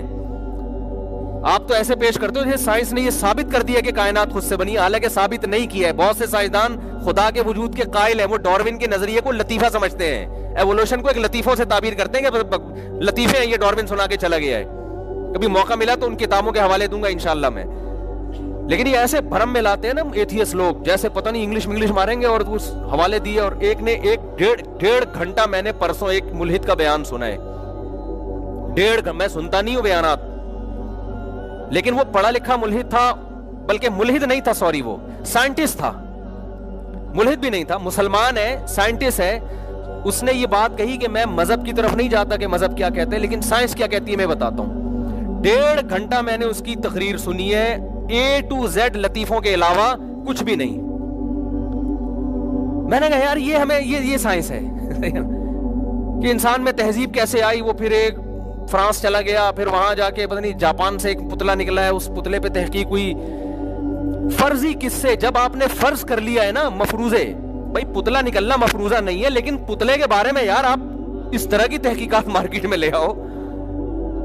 یہ سارے مفروضے, اور میں نہیں کہہ رہا, یہ سائنسدان کہتے ہیں مفروضے, تحقیق نہیں ہے. یہ کوئی ثابت شدہ, تحقیق سے میری مراد ثابت شدہ حقیقت نہیں ہے. فرض کیا ہے کہ اگر خدا نہیں ہے تو یہ کیسے وجود میں آئی ہے. ہو سکتا ہے ایسے آئی ہو سکتا ہے ایسے آئی ہو. تو اس کو کھینچ تان کے نا, گھما پھرا کے, کیونکہ ایک جھوٹ چھپانے کے لیے 100 جھوٹ بولنے پڑتے ہیں. تو جب آپ نے فرض کر لیا نا, کیونکہ انسان بڑی عجیب مخلوق ہے, آنکھوں سے دیکھ رہا ہے, پتہ نہیں کتنے میگا پکسل ہے یہ ہماری آنکھوں. جو عام موبائل اتنے میگا پکسل کی ویڈیو نہیں بناتے جو ہماری آنکھ میں کیمرہ نصب. اور میں نے خود یہ سائنٹسٹ سے براہ راست سنا ہے, کسی کتاب میں نہیں پڑھا, یہ براہ راست کسی سائنٹسٹ سے میں نے سنا ہے کہ انسانی آنکھ کو دیکھ کر ڈیجیٹل کیمرہ بنایا گیا ہے, اور اب تک انسانی آنکھ کی مکمل کاپی نہیں ہوا ہے. اب کوئی پاگل اٹھ کے بولے کہ یہ ڈیجیٹل کیمرہ خود سے بنا ہے, مان لو گے کیا؟ تو یار جس کی کاپی ہے, جس آنکھ کو دیکھ کے بنایا جا رہا ہے, اس میں لینس ایسے ارتقاء کے نتیجے میں, ایوولوشن کے نتیجے میں خود بخود ایڈجسٹ ہوگا. یہ سائنس کی بات نہیں ہے, یہ جہالت کی بات ہے, ٹھیک ہے نا. یہ پاگل, یہ خدا سے دشمنی کی بات ہے کہ آپ نے خدا کو اپنی ڈکشنری سے نکالنے کے لیے کیا کیا مفروضے گھڑے ہیں آپ نے. تو سائنس وائنس اس کی قائل نہیں ہے. یہ جو کہتے ہیں نا سائنسدان اس کے قائل ہیں, کچھ قائل ہیں کچھ نہیں قائل ہیں, اور جو قائل ہیں وہ بھی کہتے ہیں یقینی بات نہیں ہے, یہ فرضی ہے, ہو سکتا ہے. بلکہ ڈارون قائل نہیں تھا. ایک لندن میں ایک صاحب ہوتے ہیں, نام ذہن سے نکل گیا ان کا, وہ انہوں نے ڈارون کی نظریے میں باقاعدہ لندن میں PhD کی ہے. انہوں نے مجھے زبردست بات بتائی کہ یہ ڈارون جو ہے نا, اس کا یہ نظریہ تھا ہی نہیں کہ کائنات ایسے بنی ہے یہ نا اتفاق سے ترقی کر کے. اس کی جو نظریہ ہے نا, وہ نظریے میں جو بات لکھی ہوئی ہے وہ یہ لکھی ہوئی ہے. میرا موضوع آج ڈارون نہیں ہے نا الحاد ہے, میں اپنے اصل ٹاپک کی طرف آ رہا ہوں. لیکن جب چل پڑا ہے نا آدمی تو پھر اصل میں کلپ بنا کے ادھورے ڈال دیتے ہیں. مصیبت میرے ساتھ یہ ہے, اور ہم نے اجازت بھی سب کو دی ہوئی ہے کلپ بازی کی. یا تو ہم نے اپنے چینل ایسے کنٹرول میں رکھا ہوتا, سب پہ پابندیاں لگائی ہوئی ہوتی نا, تو پھر مسئلہ نہیں تھا. اب مسئلہ یہ کہ بات جب ادھوری ہوتی ہے تو وہ کمپلیٹ کرنی پڑتی ہے. وہ اب آپ نے 20 دفعہ سنی ہوئی ہو, 25 دفعہ پہلے سے سنی ہوئی ہو, تو کمپلیٹ کرنا میری مجبوری ہے. تو ڈارون کی جو اصل تھیوری ہے نا, وہ یہ ہے کہ اگر یہ فرض کر لیا جائے کہ یہ کائنات خود سے بنی ہے, تو پھر اس بات کا زیادہ امکان ہے کہ ایسے بنی ہوگی. یعنی اس نے یہ نہیں کہا کہ یہ لازمی ایسے ہی بنی ہے. اس نے کہا اگر ہم گاڈ کو تھوڑی دیر کے لیے اپنی لغت سے, اپنی ڈکشنری سے ہم نکال دیتے ہیں, تو پھر تو ظاہر ہے کوئی نہ کوئی لاجک تلاش کی جائے گی نا. تو اس نے کہا اقرب الی الفہم, میں اپنی اصطلاحات میں یعنی فہم کے جو زیادہ قریب آتی ہے وہ اس طرح سے ہوا ہوگا. تو اس کا مطلب وہ خود بھی اس پر مطمئن نہیں ہے کہ یقینی طور پر ایسا ہوا ہے. سمجھتے ہو کہ نہیں سمجھتے؟ تو وہ ہے نا کہ مدعی سست اور گواہ چست, کہ جو دعویٰ کر کے گیا ہے وہ خود اتنا بڑا دعویٰ نہیں کیا, آگے اس کے انڈے بچے وہ اس سے بھی آگے نکل گئے. سمجھ رہے ہو؟ تو میں یہ عرض کر رہا تھا کہ اللہ کا وجود کہاں سے سمجھ میں آئے گا؟ عقل سے. ہاں میں گاڑی کی مثال دے کے جلدی سے کمپلیٹ کروں. ایکسیلریٹر پہ جب آپ پاؤں رکھتے ہیں تو گاڑی سکون کی حالت سے موشن کی حالت میں آتی ہے. یہ کسی چینجر کے بغیر ممکن نہیں ہے. اصل بات یہ تھی. تو اس ملحد نے جواب دیا ہے میرے اس کلپ کا کہ یہ دیکھو کائنات کو قیاس کر رہا ہے گاڑی پہ. گاڑی تو بھائی بنی ہوئی چیز ہے, ہم کائنات کے بارے میں بات کر رہے ہیں. گاڑی تو ایک بنی ہوئی چیز ہے نا, جس کو کسی سائنسدان نے بنایا ہے یا کوئی میکینک نے بنایا ہے اس کو. ہم بات کر رہے ہیں کس کی؟ ہر باطل میں ایک قدر مشترک آپ کو پتہ کیا نظر آئے گا؟ وہ آپ کے سوال کو سمجھتے ہوئے بھی بات کو گھمائے گا. وہ کیا کرتا ہے؟ وہ جو ہے نا ہمیشہ بات کو کیا کرے گا؟ اصل بات یہ نہیں ہے گاڑی, یہ تو اصل جو میرا سوال یہ تھا کہ گاڑی ایک مادی چیز ہے. مادی چیز ایک حالت سے دوسری کنڈیشن میں چینج نہیں ہو سکتی جب تک کوئی چینجر نہ ہو. تو بن کیسے سکتی ہے؟ تو کائنات بھی ایک مادی چیز ہے. انہوں نے کہا کائنات گاڑی تھوڑی ہے, کائنات کو کسی نے بنایا تھوڑی ہے. یہ تو دعویٰ ہے کہ بنایا ہے کہ نہیں بنایا, یہی تو بحث ہے. ہم اس کو یہ کہہ رہے ہیں کہ گاڑی کی ہمارے پاس ایک مثال ہے کہ دنیا میں کوئی پاگل اٹھ کے کہے کہ یہ کسی گاڑی 4 پہیے لگے ہوئے ہوں اور کہے کہ یہ آٹومیٹیکلی وجود میں آ گئی. خربوں سال میں بھی نہیں آ سکتی ایسی وجود میں گاڑی.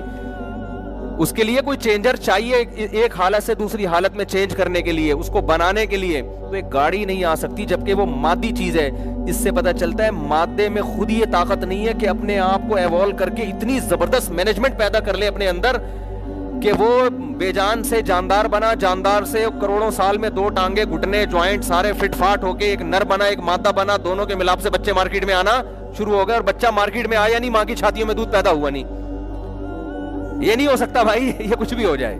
تو یہ سب چیزیں عقل کہتی ہے کہ اٹ ازنٹ پاسبل, یہ ممکن نہیں ہے. اور اس مادے پہ تحقیق کر کے ہی پتہ چلتا ہے کہ مادہ خود سے کچھ نہیں کرتا, اس کے لیے کوئی نہ کوئی فورس ہوتی ہے, کوئی طاقت ہوتی ہے. اب سائنسدان نے بنا دیا گاڑی کو, سائنسدان کو بنا دیا کس نے؟ اللہ نے. نہیں آئی بات سمجھ میں؟ یعنی یہ گاڑی تو جاپان کے سائنسدان نے بنا دی. سوال پیدا ہو گیا نا کہ گاڑی زیادہ عجیب ہے یا وہ سائنسدان زیادہ عجیب ہے جو گاڑی بنا رہے ہیں؟ سائنسدان زیادہ عجیب ہے. اب ان ایتھیسٹ سے آپ پوچھو گاڑی تو بنا دی, آپ کہتے ہو سائنٹسٹ نے. سائنٹسٹ کو کس نے بنایا؟ وہ کہہ رہے ہیں خود سے بنا ہے. وہ نہیں خود سے بن سکتا بھائی, کہہ رہے کروڑوں سال میں خود سے بنا. ہم کہتے ہیں گاڑی جیسی ایک مشین خربوں سال میں نہیں بن سکتی خود سے. تو گاڑی کو بنانے والا سائنٹسٹ جس میں دل, دماغ, گردے, پھیپڑے, کلیجے اور آنکھیں اور کھوپڑی اور سب چیزیں فٹ ہوں, وہ آٹومیٹیکلی خود سے نہیں بن سکتا. وہ کہتے ہیں ہو سکتا ہے اس کو کسی اور کوئی اور خلائی مخلوق دنیا میں بیٹھی ہوئی وہ بنا رہی ہو. چلو فرض کر لیا وہ بنا رہی ہے, اس کو کس نے بنایا؟ جتنا پیچھے جاؤ گے نا یہ سوال اور پکا ہوتا چلا جائے گا. تو یقیناً ایک ایسی ذات ہے جو کچھ کرنے میں کسی لاجک کی محتاج نہیں ہے. وہ کلمہ کن کی طاقت سے ایک دفعہ کام کر دیتی ہے, اس کے بعد پھر اس نے سائنسی اصولوں میں ہمیں جکڑ دیا ہے. سمجھتے ہو کہ نہیں سمجھتے؟ یہ سارے لاز جو سائنس کے بنائے یہ بھی اسی نے بنائے ہیں, اسی کے پیدا کرتے ہیں, اسی کا. دیکھو ہم پانی پیتے ہیں پیاس بجھتی ہے, تو معدے میں جو ایسا سسٹم ہے نا کہ پانی پینے کے پیاس بجھے, یہ سسٹم کس نے بنایا ہے؟ یہ ایسے ہی مثال ہو گئی. آپ جب کمپیوٹر استعمال کرتے ہیں تو ایف کا بٹن دباتے ہیں, ایف لکھا ہوا آتا ہے. اب کوئی کہے یہ کوئی عجیب بات نہیں ہے, تو یہ تو ایف کا بٹن دبانے سے جو ایف لکھا ہوا ہے نا یہ پیچھے یہ سسٹم ہے. بھائی ہم مان رہے ہیں کہ سب چیزیں سسٹمیٹک ہیں. جب ایک پانی کا قطرہ ماں کے رحم میں جا کے انسان بنتا ہے, سسٹمیٹک ہے, یہ سب ایک سسٹم کے تحت ہو رہا ہے. سوال یہ نہیں ہے کہ سسٹم کے تحت ہو رہا ہے یا بغیر سسٹم کے. اتنا پیچیدہ سسٹم خود سے کیسے بن گیا؟ نہیں آئی بات سمجھ میں؟ تو آپ کو اگر کوئی شخص اچھا موبائل گفٹ دیتا ہے, آپ 2 لوگوں کا شکریہ ادا کرتے ہو, موبائل بنانے والے کا بھی اور موبائل دینے والے کا بھی. اب کوئی پاگل آ کے کہے کہ دینے والے کو ضرورت نہیں ہے, کوئی کمال نہیں ہے, موبائل یہ تو سسٹم کے تحت چل رہا ہے. آپ جو کال کرتے ہو نا اس میں, یہاں سے سیکنڈوں کے اندر آپ کی آواز ریڈیائی لہروں کے ذریعے پہنچتی ہے امریکہ. تو یہ سب ایک سسٹم کے تحت, اس میں شکریہ وکریہ نہیں بنتا. ابے کیا ہو گیا, وہ اس میں کوئی کسی کا شکریہ بنتا ہی نہیں ہے بھائی, یہ تو سب لاجک کے تحت ہو رہا ہے کام. دیکھو موبائل میں وہ پھر آپ کو کوئی سائنسدان لے آیا, پھر وہ تھیوری اور وہ سارے نا ٹوپی ڈرامے شروع کر دیتے ہیں جو ملحد لوگ سائنسدانوں کی کتابوں کے نکال کے حوالے دینا شروع کر دیتے ہیں کہ یہ تو ایسے ہو رہا ہے, یہ تو اس لیے. ہم کب کہہ رہے ہیں اس لیے اس طرح نہیں ہو رہا. یہ میں کہتا ہوں اگر مان لیا جائے نا ایوالو ہوا ہے, ایوولوشن کا نتیجہ ہے, تو یہ ایوولوشن کرنے والا بھی خدا ہے. سمجھ رہے ہو, اس نے ایسی صلاحیت انسان کے اندر رکھی ہے کہ وہ اپنے آپ کو بالفرض اگر یہ مان لیا جائے تو یہ وہ بھی اسی کی پیدا کرتا ہے, یہ خود سے نہیں ہو سکتا. تو آپ نے کیا کیا, موبائل میں آپ نے بٹن دبایا اور جناب پھپھو سے بات کر رہے ہو اپنی امریکہ. آج کل لوگوں نے چھوڑ دیے پھپھو سے بات کرنا, اس لیے میں مثال دے رہا ہوں کہ کبھی تمہاری کوئی پھپھو چاچی امریکہ جاپان میں رہتی ہے تو فون کر لیا کرو. اس پہ خدا کا غضب آتا ہے. یہ جو قریبی رشتے ہیں نا, ان کو اگر آپ نہیں جوڑتے, جو محرم رشتے ہیں خاص طور پر, ان کے بہت زیادہ حقوق ہیں. تو کبھی کبھار اپنی خالہ پھپھی کو, حضرت ابو ہریرہ رضی اللہ عنہ کا واقعہ ہے نا, انہوں نے بیان کر رہے تھے تو کہا کہ جو آدمی قطع رحمی کرتا ہے ہماری مجلس سے اٹھ جائے. ایک شخص گیا, 2 سال سے اپنی پھپھی سے بات نہیں کی تھی اس نے, ان کو منا کے آیا, پھر مجلس میں بیٹھا ہے. تو ایسے حالات ہوا کرتے تھے صحابہ کے زمانے میں. تو خیر اب ابا اماں کو نہیں پوچھ رہے لوگ. تو آپ نے کیا کیا, موبائل میں وہ سائنسٹسٹ لے آیا, سائنسدان لے آیا کہ بھائی خود کی کوئی نہیں کر رہا, یہ کوئی جاپان کی کمپنی کا کمال نہیں ہے, یہ کوئی ایپل والوں کا کمال نہیں ہے, یہ کوئی سیمسنگ کا کمال نہیں ہے. اس کمپنی کو نہ پیسے دینے کی ضرورت ہے نہ شکریہ ادا کرنے کی ضرورت ہے. اصل مسئلہ یہ ہو رہا ہے کہ یہ تو سارا ایک سسٹمیٹک ہے بھائی. آپ بٹن دباتے ہیں کال کا تو یہ دیکھو پورا انجینئر بنا دیا نا اس نے آپ کو کہ یار یہ دیکھو یہ یوں ہو رہا ہے, یہاں سے لہریں نکل رہی ہیں, آپ کی آواز ان لہروں پہ سوار ہوگی, تو اس میں شکریہ. تو ہم یہی کہیں گے ابے یہ سب کچھ تو ایک سسٹم کے تحت ہو رہا ہے. اتنا خوبصورت سسٹم کیا موبائل نے خود ڈیزائن کیا ہے؟ کیا ایپل فون ایک دن صبح سو کے اٹھا, اس نے کہا آج میں, یا پہلے وہ ترقی کی ہے اس نے, ایپل نے ایک دن اٹھا تھا تو شیشہ تھا, کروڑوں سال گزرے تو وہ عجیب سا شیشہ بن گیا, خربوں سال گزرے اس میں کچھ چیزیں بھی آ گئیں, پھر کیمرے آ گئے اور آج ایسا ہو گیا. یہ نہیں ہو سکتا. سمجھتے ہو کہ نہیں سمجھتے؟ تو کیمرہ نہیں ہو سکتا میرے بھائی. کیمرے کو بنانے والا انسان جس نے اپنی آنکھ کی نقل ماری ہے. چائنا جب کوئی چیز بناتا ہے تو پہلے جاپان مارکیٹ میں لاتا ہے, چائنا کاپی کرتا ہے. آپ کاپی کو دیکھ کے کہہ رہے ہو کہ یہ خود سے نہیں ہو سکتی, اوریجنل کو دیکھ کے کہہ رہے ہو یہ خود بخود وجود میں آئی ہے. اور یاد رکھو ایسی خوبصورت مینجمنٹ کہ آنکھوں کے جو کیمرے ہیں نا, یہ 2 لینس ہیں.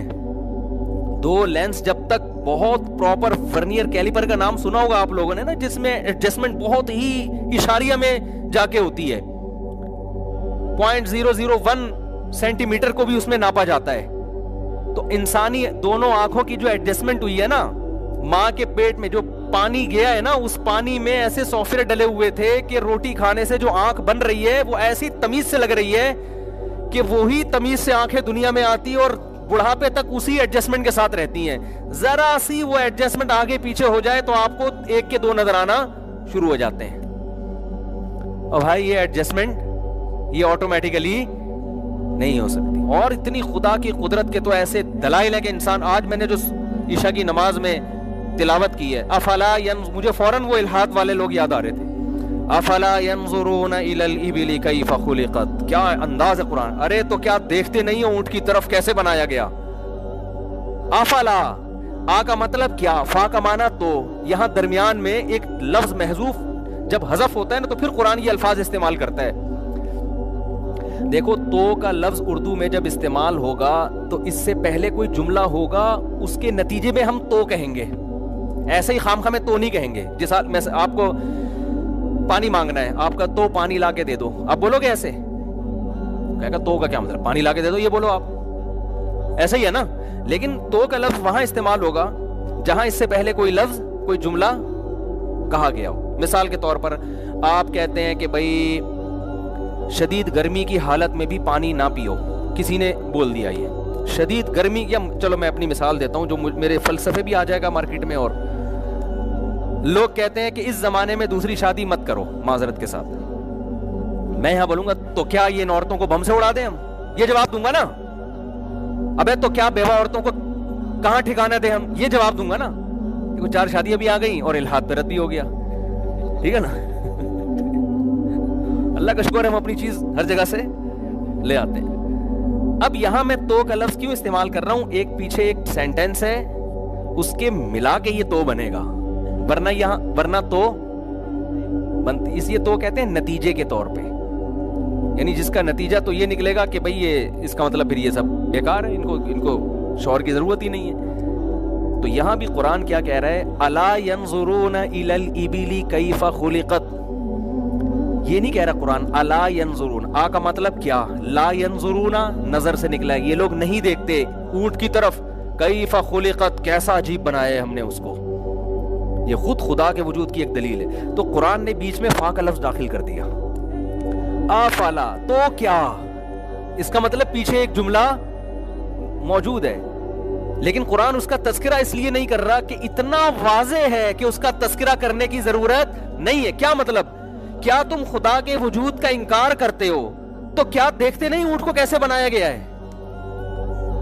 نہیں آئی بات سمجھ میں؟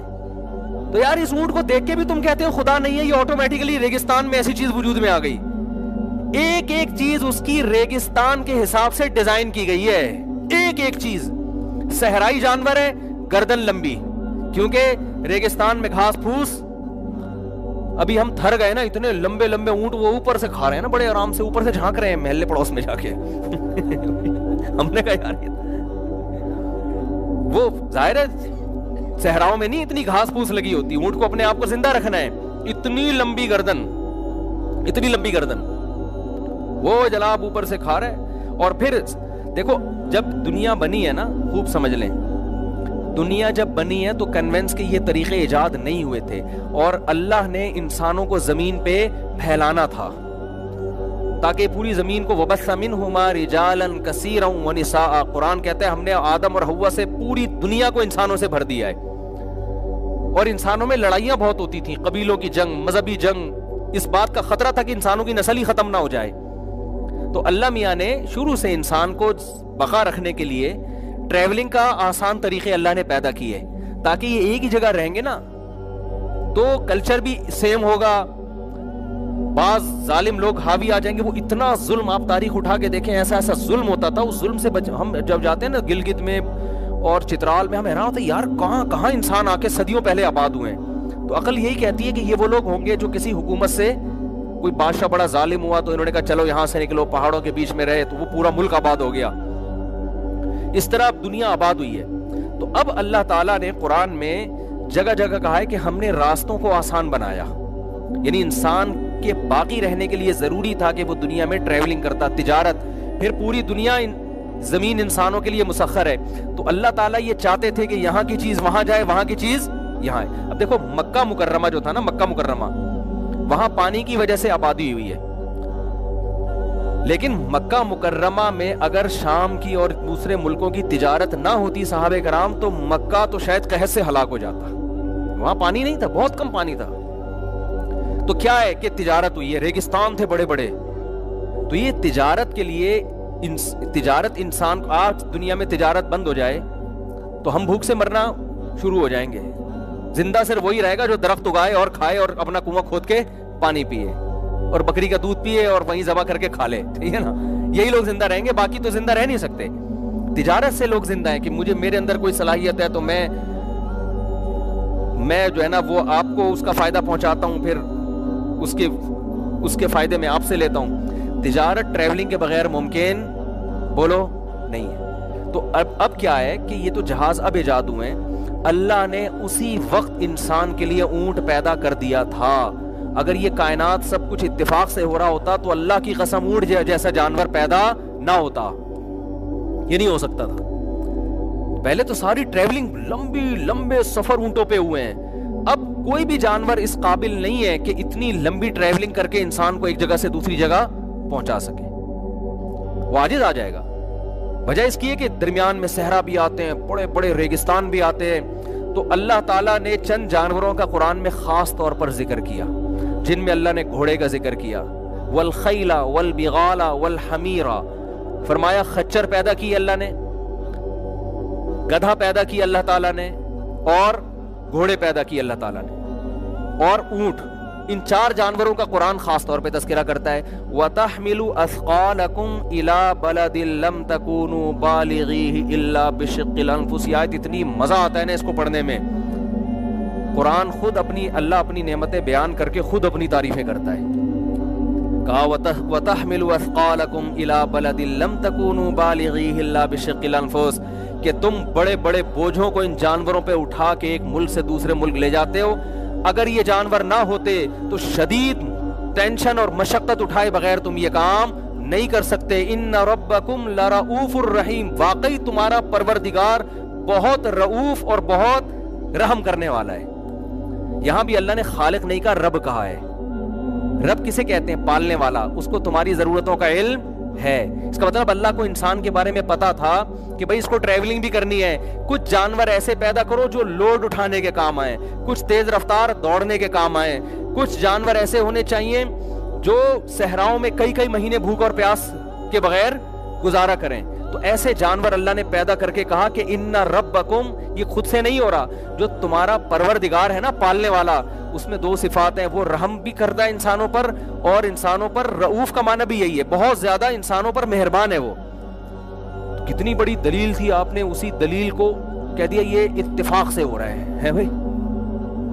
یہ کیا ہو رہا ہے؟ اتنا بڑا اونٹ بن گیا آٹومیٹیکلی, خود بخود کوئی جرثومہ جا کے اونٹ کی شکل میں, اتنی لمبی گردن اس کی. او بھائی پوری ایڈجسٹمنٹ ایک چیز کے ریگستان کے حساب سے ڈیزائن ہوئی ہے اس کی. تو اب اس میں کیا ہے؟ لمبی گردن. قرآن کہہ رہا ہے نا اونٹ اتنی اونچی گردن کہ صحراؤں میں اونچے درخت ہوتے ہیں بعض جو سردی گرمی کو برداشت کر لیتے ہیں, اونٹ کی گردن وہاں تک بولو پہنچ جاتی. دوسری بات, صحرا میں پانی نہیں ہوتا, مالک کے بھی مرنے کا اندیشہ ہوتا ہے. اونٹ پانی کی خوشبو بہت دور سے سونگھ لیتا ہے, اس کو پتا چل جاتا ہے کہ یہاں کیا ہے, پانی ہے. یار یہ بھی ریگستان کے حساب سے ہے اس کے اندر.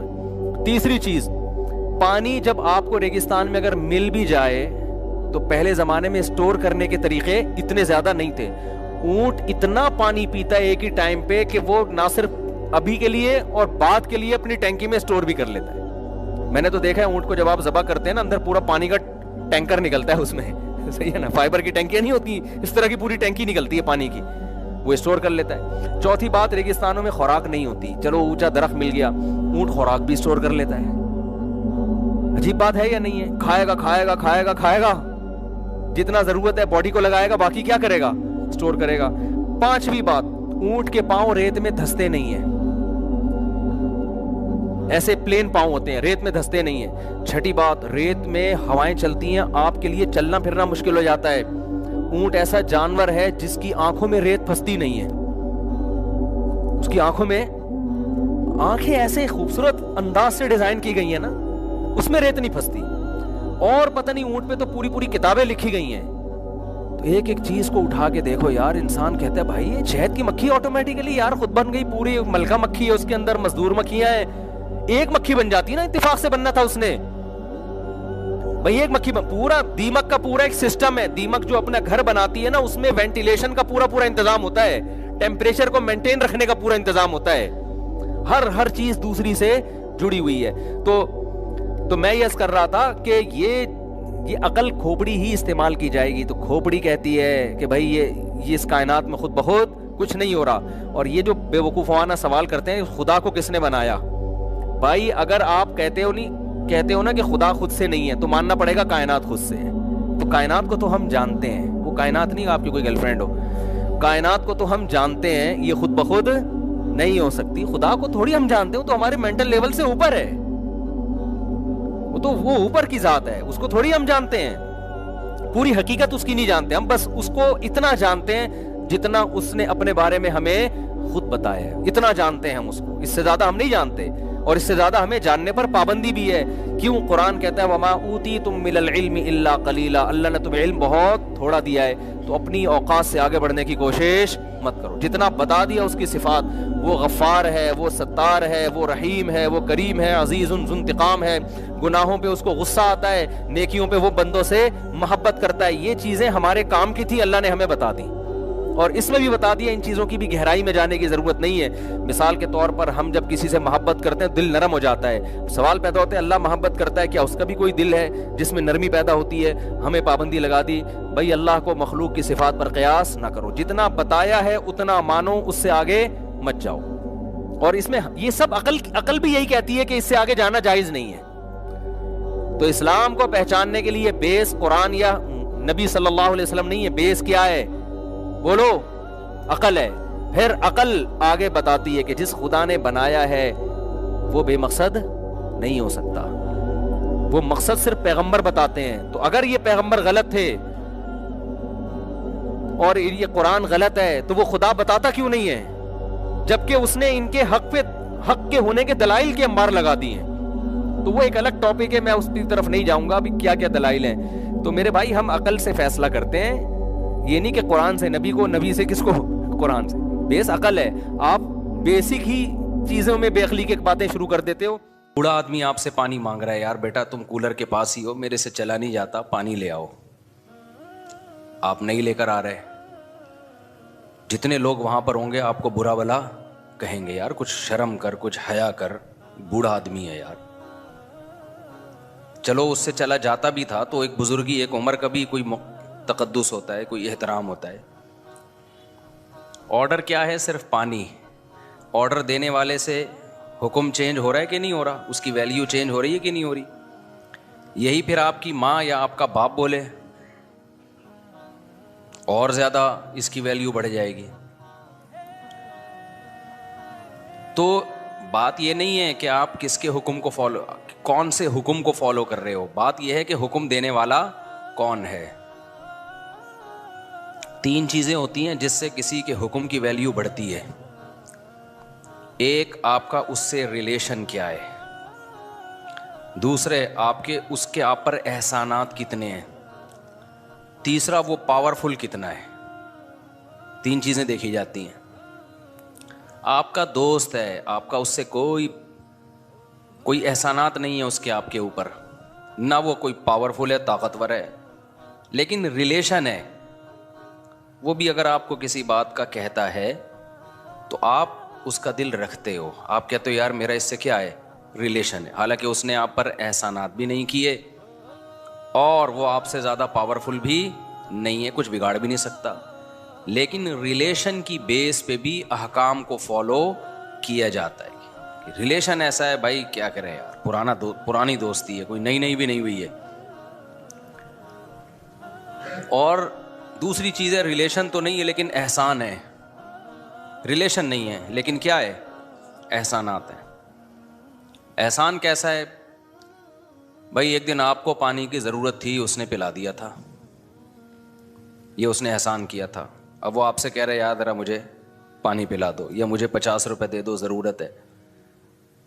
اور یاد بھی دلا دیا اس نے, یار یاد ہے تمہیں ایک دفعہ 50 روپے کی ضرورت تھی تو میں نے دیے تھے. کوئی ریلیشن نہیں ہے آپ کا اس سے, نہ کوئی کچھ بگاڑ سکتا ہے آپ کا وہ.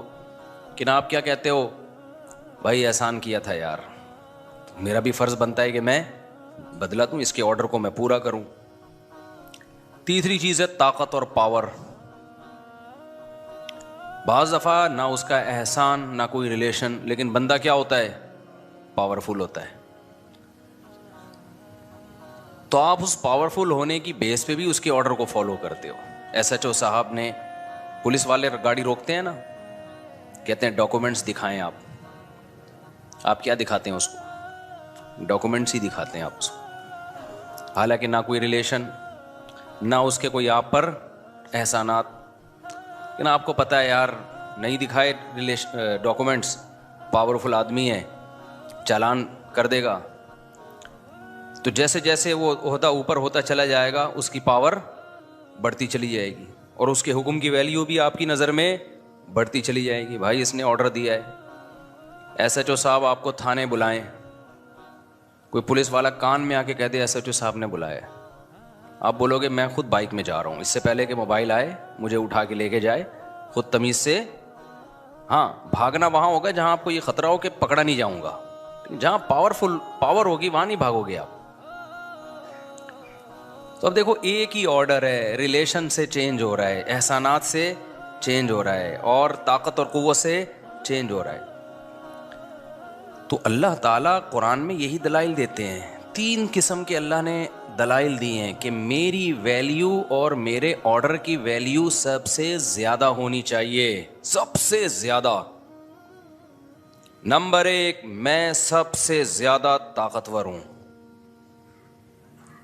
اللہ مثالیں دے رہا ہے. اصل میں اللہ نظر آ رہا ہوتا نا تو نہ اللہ کو نبی بھیجنے کی ضرورت, نہ قرآن نازل کرنے کی ضرورت, کیونکہ ایس ایچ او صاحب تو نظر آ رہے ہوتے ہیں, موبائل بھی ہمیں نظر آ رہی ہوتی ہے. تو پھر ایس ایچ او صاحب کچھ نہیں بھیجتے کہ اپنے سمجھانے کے لیے تبلیغ والے کو بھیجیں کہ تبلیغ والے آ کے سمجھائیں کہ دیکھو پولیس والے جب بھی بلائیں تو چلے جایا کرو.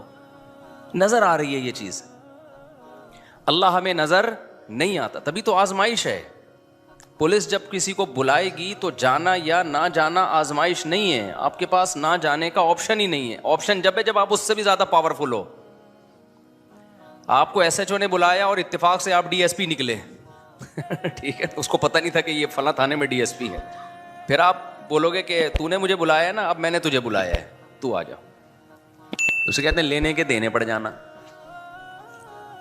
جیسے ایک آدمی نے چاقو نکالا, جو کچھ ہے جیب میں نکال دے. اس نے جیب سے پسٹل نکالی اور بولا اب تیری جیب میں جو کچھ ہے تو نکال دے.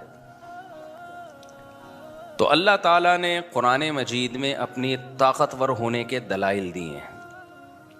کہا بھائی تمہیں کیوں یقین نہیں آتا کہ میں پاورفل ہوں؟ تم مجھے نہیں دیکھ رہے, میری بنائی ہوئی چیزوں کو تو دیکھ رہے ہو نا. اتنی بڑی کائنات بنا دی اور کیا کمالات ہیں,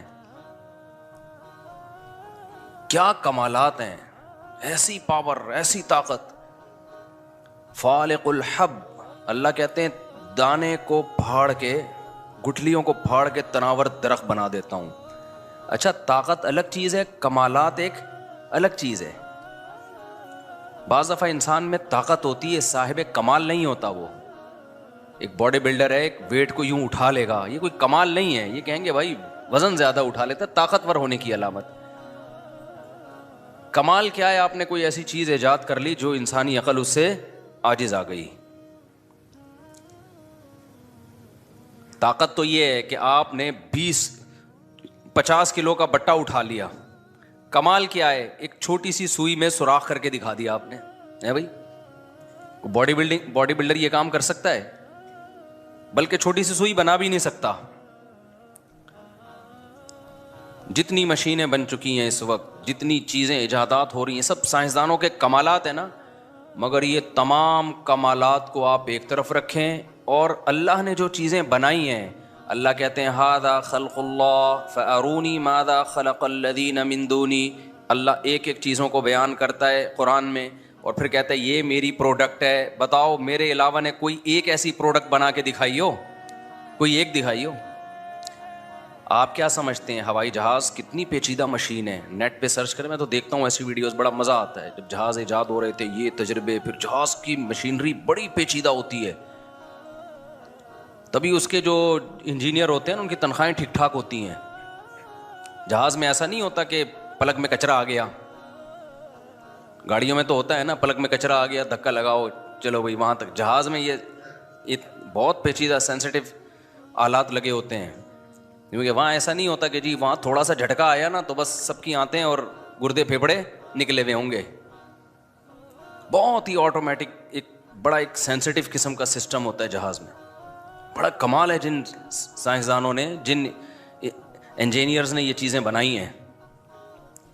اللہ مثال دیتا ہے مکھی اور مچھر کی.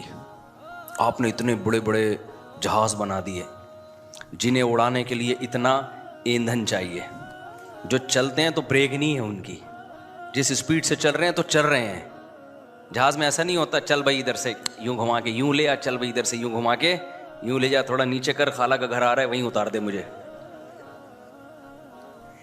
اللہ تعالیٰ نے جو جہاز بنائے ہیں جن کو پرندے کہا جاتا ہے, یہ جہاز کسی پائلٹ کے محتاج نہیں ہے. ان کا پائلٹ کہاں ہوتا ہے؟ جہاز کے اندر ایک چھوٹا سا دماغ ہے جو اس جہاز کو اڑائے گا. ہیڈ لائٹ لگی ہوئی آنکھوں کی شکل میں. اولم یروا الی الطیر فوقہم صافات ویقبضن, اللہ کہتے ہیں ان پرندوں کی طرف نہیں دیکھتے جو اپنے پروں کو پھیلاتے ہیں اور ہوا میں ہی سکیڑ بھی لیتے ہیں، کیسے اسپیڈ کو مینج کرتے ہیں. جہازوں کے اسپیڈ کو مینج کرنا آسان نہیں ہے، بہت ہی خودکار قسم کے آلات، پیچیدہ قسم کے آلات لگے ہوئے ہوتے ہیں. لیکن اللہ تعالیٰ نے پرندوں کو جو ان کی اسپیڈ ہے نا، وہ خود اس کو مینج کرتے ہیں اپنے ہی دماغ سے. جب پرندے کا خیال ہوتا ہے اسپیڈ آہستہ کرو، پروں میں ایسا سسٹم لگا ہوا ہے، وہ پتہ نہیں کیا گھماتے ہیں پروں کو، اسپیڈ خود بخود کیا ہو جاتی ہے، آہستہ. وہی پائلٹ فیصلہ کرتا ہے ادھر کو گھومنا ہے، فوراً ادھر کو گھوم جاتے ہیں. وہی پائلٹ فیصلہ کرتا ہے، خود جہاز ہی فیصلہ کر رہا ہے کہ میں نے کدھر جانا ہے. جہاز کو کتنا ایندھن چاہیے وہ جہاز ہی بتا رہا ہوتا ہے کہ تجھے بھوک لگ رہی ہے، اب تو اتنے دانے جو بھی اس کو کھانا ہے نا. جیسے سمندر کے اوپر جو پرندے ہوتے ہیں اکثر مچھلیاں کھاتے ہیں، تو پائلٹ خود بتا رہا ہوتا ہے. ہمارے یہاں پائلٹ کو الگ سے انجینئرز آ کے بتا رہے ہوتے ہیں کہ اتنا فیول چاہیے ہمیں کراچی سے لاہور جانے کے لیے. جب یہ پرندے لمبے لمبے سفر کرتے ہیں تو کس پرندے کو کتنا فیول چاہیے، فیول بھی کتنا دیسی اور سادہ رکھا ہوا ہے، کوئی پیٹرول نہیں چاہیے ان کو، ورنہ تو کتنی ٹینشن میں آ جاتے وہ پرندے. پیٹرول مہنگا ہونے سے پرندے ہی بیچارے برباد ہو جاتے. اللہ نے کہا ہے تمہیں ایندھن وہاں سے ملے گا جو چیز پوری دنیا میں کامن ہے. سمندر کی مچھلیاں کھا لو، یہ تمہیں انرجی دیں گی. دانا کھا لو، باجرہ کھا لو، اور کیا کیا کام اللہ ان پرندوں سے لے رہے ہیں. میں بڑا حیران ہوتا تھا کہ دنیا میں اتنے بڑے بڑے جنگلات وجود میں کیسے آ گئے، ان میں بیج کس نے ڈالا ہے جا کے. امیزون کے جنگلات دیکھ لو، تھائی لینڈ کے جنگلات دیکھ لو، مری اور نتھیا گلی کے جنگلات دیکھ لو، پوری دنیا میں ہے نا جنگلات، تو یہ بیج کہاں سے آیا یہاں پہ؟ حیرانگی کی بات ہے یا نہیں ہے؟ ماہرین نے اس پہ تحقیق کی، انہوں نے کہا یہ بہت سارے بیج پرندوں نے پوری دنیا میں پھیلائے ہیں. پرندے جب کھاتے ہیں نا، دانا وانا کھا رہے ہیں کوئی بھی، تو ان کے بیج ہضم نہیں ہوتے، اور یہ ان کی بیٹ میں بعض دفعہ بیج ہضم نہیں ہوتا، بیٹ میں نکل کے زمین پہ گرتا ہے، اسی سے پودا نکل آتا. تو اللہ نے ان کے ذمے جب زمین کو بنایا، اللہ نے پوری دنیا کو اللہ نے آباد کرنا تھا، تو اللہ نے ابابیل سے جیسے کام لیا نا ابرہا کے لشکر کو تباہ کرنے کا، تو اللہ نے پرندوں سے کام لیا پوری دنیا میں بیج پہنچا دو تاکہ لمبے لمبے درخت پوری دنیا میں اگائیں. یہ کام پرندوں، کیونکہ انسان کو آباد کرنا تھا تو پوری دنیا کو سوٹیبل بنایا جا رہا تھا کہ وہ انسان کے لیے رہائش کے قابل بنے. وہ کیسے پرندوں کے ذریعے، پرندوں کو خود بھی پتہ نہیں کہ ہم کیا کر رہے ہیں. بڑی مشین میں پیچیدہ آلات کا فٹ کرنا آسان ہے، بہت چھوٹی مشین ہوتی چلی جائے گی نا، اس میں پیچیدہ آلات کا فٹ کرنا مشکل ہوتا چلا جائے گا. آپ کو پتہ ہے مشینری جتنی چھوٹی ہو اتنی سائنس کا کمال ہے چھوٹی مشین بنانا. اللہ میاں نے جتنی ٹیکنیکل قسم کی مشینیں بنائی ہیں نا، ان کا حجم بہت چھوٹا رکھا ہے، بہت چھوٹی چھوٹی بنائی ہیں، کام بڑے بڑے لے رہا ہے اللہ ان سے. مثال کے طور پر اللہ نے ایک ایسا ہوائی جہاز بنایا جو ہوائی جہاز بھی اور شہد بناتا ہے. وہ ہوائی جہاز بھی ہے اور کیا ہے، شہد بناتا ہے. اب وہ ٹریولنگ کرتا ہے تو وہ ٹریگنومیٹری کا جو علم ہے نا، کرو ٹریگنومیٹری، وہ اللہ نے سافٹ ویئر اس کی کھوپڑی میں ڈال دی ہیں پہلے سے. اور بائی ایئر ایسے راستوں پہ شہد کی مکھی سفر کرتی ہے، اور وہ بائی ایئر بھی سفر کرتی ہے اور اپنا راستہ نہیں بھولتی. کیا صاحب، کیا کمال کرتی. اس کی کھوپڑی اتنی سی ہے، اتنی معمولی سی کھوپڑی کے اندر سب کچھ ہے. اتنی سی شہد کی مکھی کی کھوپڑی تو دیکھو، اس میں سافٹ ویئر ڈالے کہاں سے ہوں گے. کوئی اتنی سی یو ایس بی آپ کے پاس لے آئے نا کہ اس میں 100 جی بی کا یہ سافٹ ویئر ہے، یہ ڈال دو. آپ بولے گا بھائی پاگل ہو رہا ہے کیا، اس میں تار لگے گی کیسے بھائی. تو شہد کی مکھی کے اتنی سی کھوپڑی ہے جو چشمہ لگائے بغیر نظر بھی نہیں آتی. اس چھوٹی سی کھوپڑی کے اندر کیا کمالات ہیں یار، کیا سافٹ ویئر ڈال دیے ہیں. اوحا ربک الی النحل ان اتخذی من الجبال بیوتا ومن الشجر. جہاں سے بھی مکھی اٹھا کے لاؤ گے وہ ایک ہی کام کرنا شروع کر دے گی. آپ شہد کی مکھیوں کا جتھا لا کے یہاں چھوڑ دو، سب سے پہلے وہ سوٹیبل جگہ تلاش کرنا شروع کر دیں گے. ان کا کام، ان میں ایسا کھوپڑی میں چیزیں ڈال دی ہیں کہ آپ جو مرضی کرو، انہوں نے یہی کرنا ہے. جب لا کے چھوڑا ان کے دماغ میں بس ایک ہی چیز سوار ہے، بھوت سوار ہے ان کی کھوپڑی میں کہ یار ہمیں کوئی سوٹیبل جگہ ملے جہاں ہم نے کیا بنانا ہے, چھتا. وہ سب مل کے یہی پروگرام, یہی مشورے, یہی ان کے, ہمارے وزیر اعظم نہیں بن پا رہا, اور وہ ایک دن کے اندر اندر پورا پروگرام ان کا سیٹ ہو جاتا ہے. لوگ تو کہہ رہے ہیں مفتی طارق مسعود صاحب کو بنا دو, موقع اچھا ہے, ابھی آپ مجھے بنا دو, 4 شادیاں سب کی پکی انشاءاللہ, بہترین موقع. اب یہ چانس اگر مس کر دیا نا تو ہر دفعہ ایسے چانس نہیں آتے, یہ بتا رہا ہوں میں, اور ڈنڈے مار مار کے, یہ بھی میں نے کہا تھا بیان میں. تو اتنی سی کھوپڑی. خیر, اللہ تعالیٰ کہتے ہیں یہ اللہ کے کمالات ہیں. اللہ کہتے ہیں پہاڑوں میں اتنی عجیب عجیب قسم کے پہاڑ ہیں نا, وغرابیب السود, سیاہ پہاڑ بھی آپ کو ملیں گے, سفید پہاڑ بھی آپ کو ملیں گے. پہاڑوں کو کھودتے چلے جاؤ, خزانے نکلتے چلے جائیں گے. وہ نمک کی کان دیکھی ہے, نمک کے بڑے بڑے پہاڑ, بھائی یہ کیسے بنا؟ اللہ کو پتا تھا دنیا آباد ہوگی, ان کو نمک کی ضرورت ہوگی. تو اتنے کھیوڑا کی جو کان ہے اتنی بڑی, میں تو گیا ہوں نا اس میں, اوپر ٹرینیں چل رہی ہیں, پھر نیچے اندر اس کے نیچے, یعنی اتنے اپارٹمنٹ ہیں اس پہاڑ کے اوپر بھی پہاڑ کے نیچے بھی. اور پتہ نہیں 500 سال سے کہا جاتا ہے کہ نمک کھود کھود کے انسان نکال رہا ہے, نمک ختم ہونے کا نام نہیں لے رہا, ایسے کھود کھود کے نکال رہے. اتنا نمک کے پہاڑ اللہ نے پیدا کر. کوئلے کی کانیں ہے, مٹی, کوئلہ کیسے بنا دیا اس نے. ٹھیک ہے, سائنسدان تو جو ماہر ارضیات ہیں لاجک بیان کرتے ہیں, ایکچولی وہ پھر آ جاتے ہیں نا, ایکچولی ہوا یہ تھا بھائی, ایکچولی ہوا یہ تھا کہ اللہ نے جب انسان کو رکھنے کا ارادہ کیا تو یہ آٹومیٹیکلی نہیں ہوا, یہ اس کے پیچھے کوئی ہے جو مینجمنٹ کر رہا تھا کہ ان کو کوئلے کی بھی ضرورت پڑے گی, ان کو ڈیزل پٹرول کی بھی ضرورت پڑے گی, آبادی بڑھے گی, اور ایک دور آئے گا مفتی طارق مسعود صاحب 4 شادیوں میں بیان کر کے آبادی اور بڑھا دیں گے قرآن میں دیکھ کے. تو اللہ میاں نے پہلے ہی سوچا ہوا تھا کہ جب اس بندے کے بیان ہوں گے اور اسپیڈ سے آبادی بڑھے گی تو ان کو کھلانے کے لیے بھی تو کچھ ہو, تو جنگل کی لکڑیاں تو ختم پڑ جائیں گی. تو اللہ میاں نے ڈیزل اور پٹرول کے ذخائر پیدا کر دیے, اللہ نے کوئلے کے ذخائر پیدا کر دیے. تو پہلے سے پیدا, اب اس کی لاجک تو ہوگی کوئی, اتنی کروڑوں سال میں وہ پتھر جل کے ایسا ہو گیا یا کوئی لاوا پگھلا ہوگا, وہ ہمیں ٹھیک ہے. ہر چیز کی اللہ جب کوئی کام کرتا ہے تو اس کے پہلے اسباب تیار کرتا ہے نا, اسباب کے تحت اللہ نے کائنات کو چلایا ہے. لیکن اس سے یہ تھوڑی پتہ چلتا ہے کہ یہ خود بخود ہو رہا ہے.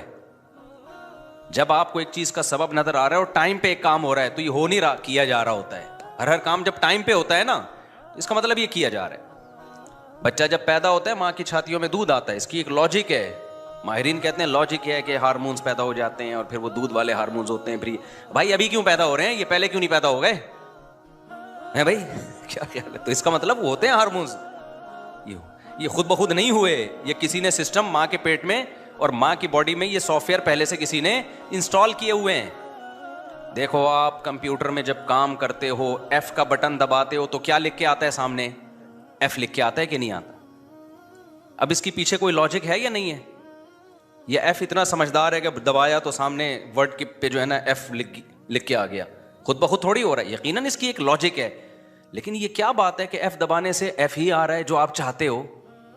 تو یہ لاجک تو ہے اس کی, اس لاجک کی بیس پہ اس انجینئر کا انکار نہیں کیا جا سکتا جس نے کی پیڈ بنایا اور وہ سافٹ ویئر بنائے کہ سسٹم کے ساتھ یہ کی پیڈ اٹیچ ہوتا ہے, اور اس کی پیڈ کی کھوپڑی میں یہ بات آتی ہے کہ جو مجھے ایف کا بٹن دبا رہا ہے, جو اے کا بٹن دبا رہا ہے, وہ مجھ سے کیا چاہتا ہے, وہ یہ چاہتا ہے کہ یہ دباؤں تو یہ آئے, تو یہ آ رہا ہے. اس کا مطلب لاجک تو ہے, لیکن یہ کہنا ان لاجیکل ہے کہ اس لاجک کو بنانے والا کوئی بھی نہیں ہے, یہ خود بخود ہوا ہے. خدا کی قسم, آپ کی پیڈ پہ ABCD لکھتے ہو اور سامنے ABCD لکھا ہوا آتا ہے, یہ اتنا بڑا کمال نہیں ہے. اتنا بڑا کمال یہ کہ بچہ پیدا ہوتا ہے اور ماں کی چھاتیوں میں فزیکلی دودھ آ جاتا ہے, وہاں ایف لکھا ہوا آ رہا ہے, حقیقت میں ایف نکل کے نہیں آ جاتا سامنے. نہیں آئی میرا خیال ہے بات سمجھ. آپ نے یہ تو نہیں کہ ایف کا بٹن دبایا یا چلو لڈو کا بٹن دبایا, لڈو نکل کے آ گیا کمپیوٹر سے, ایسا ہوا کبھی؟ کیا خیال ہے بھائی, یا لڈو بولا اور سامنے کیا آ گیا؟ یہ ہوگا گوگل پہ آپ لڈو بولو گے, لڈو لکھا ہوا آ جائے گا, بنا ہوا بھی آ جائے گا, کھانے والا لڈو سچی مچی کا نہیں آئے گا. اتنی ترقی سائنس نے نہیں کی ہے, اور اگر سائنس کر بھی لینا اتنی ترقی تو پتہ ہے کیا ہوگا, کہ آپ کو جب لڈو چاہیے ہوگا, آپ گوگل پہ بولو گے لڈو تو فوراً وہ کمپنی جس نے وہ سافٹ ویئر بنایا ہوگا وہ آپ کے گھر لڈو پہنچا دے گی, جو بنا ہوا ہوگا پہلے سے. بہت زیادہ ترقی ہوگی تو یہ ہو جائے گا نا, لڈو بولا ٹھک کر کے. وہ کل کسی نے چند دن پہلے جو ہے نا, یہ جو آج کل پاکستانی قوم بہت فارغ ہے یار, اور میمز بنانے میں تو بڑی ماسٹر ہے. وہ کسی نے بھیجا کہ وہ ایک آدمی گوگل سے کہہ رہا ہے یہ والا گانا سنا, پورا گانا گا لیا نا, یہ والا سنا, بولا 2-4 جملے چھوڑ دیے ہوں گے. گوگل نے کہا الو کے پٹھے پورا گا ہی لیا, اب 2 جملے رہ گئے وہ بھی گا لے خود ہی. گوگل نے جواب دیا الو کے پٹھے پورا گانا تو نے گا ہی لیا ہے, 2 جملے بھی خود ہی گا لے نا. تو ایک ٹیکنالوجی اب اتنی بھی ترقی کرے گی, دیکھنا آپ.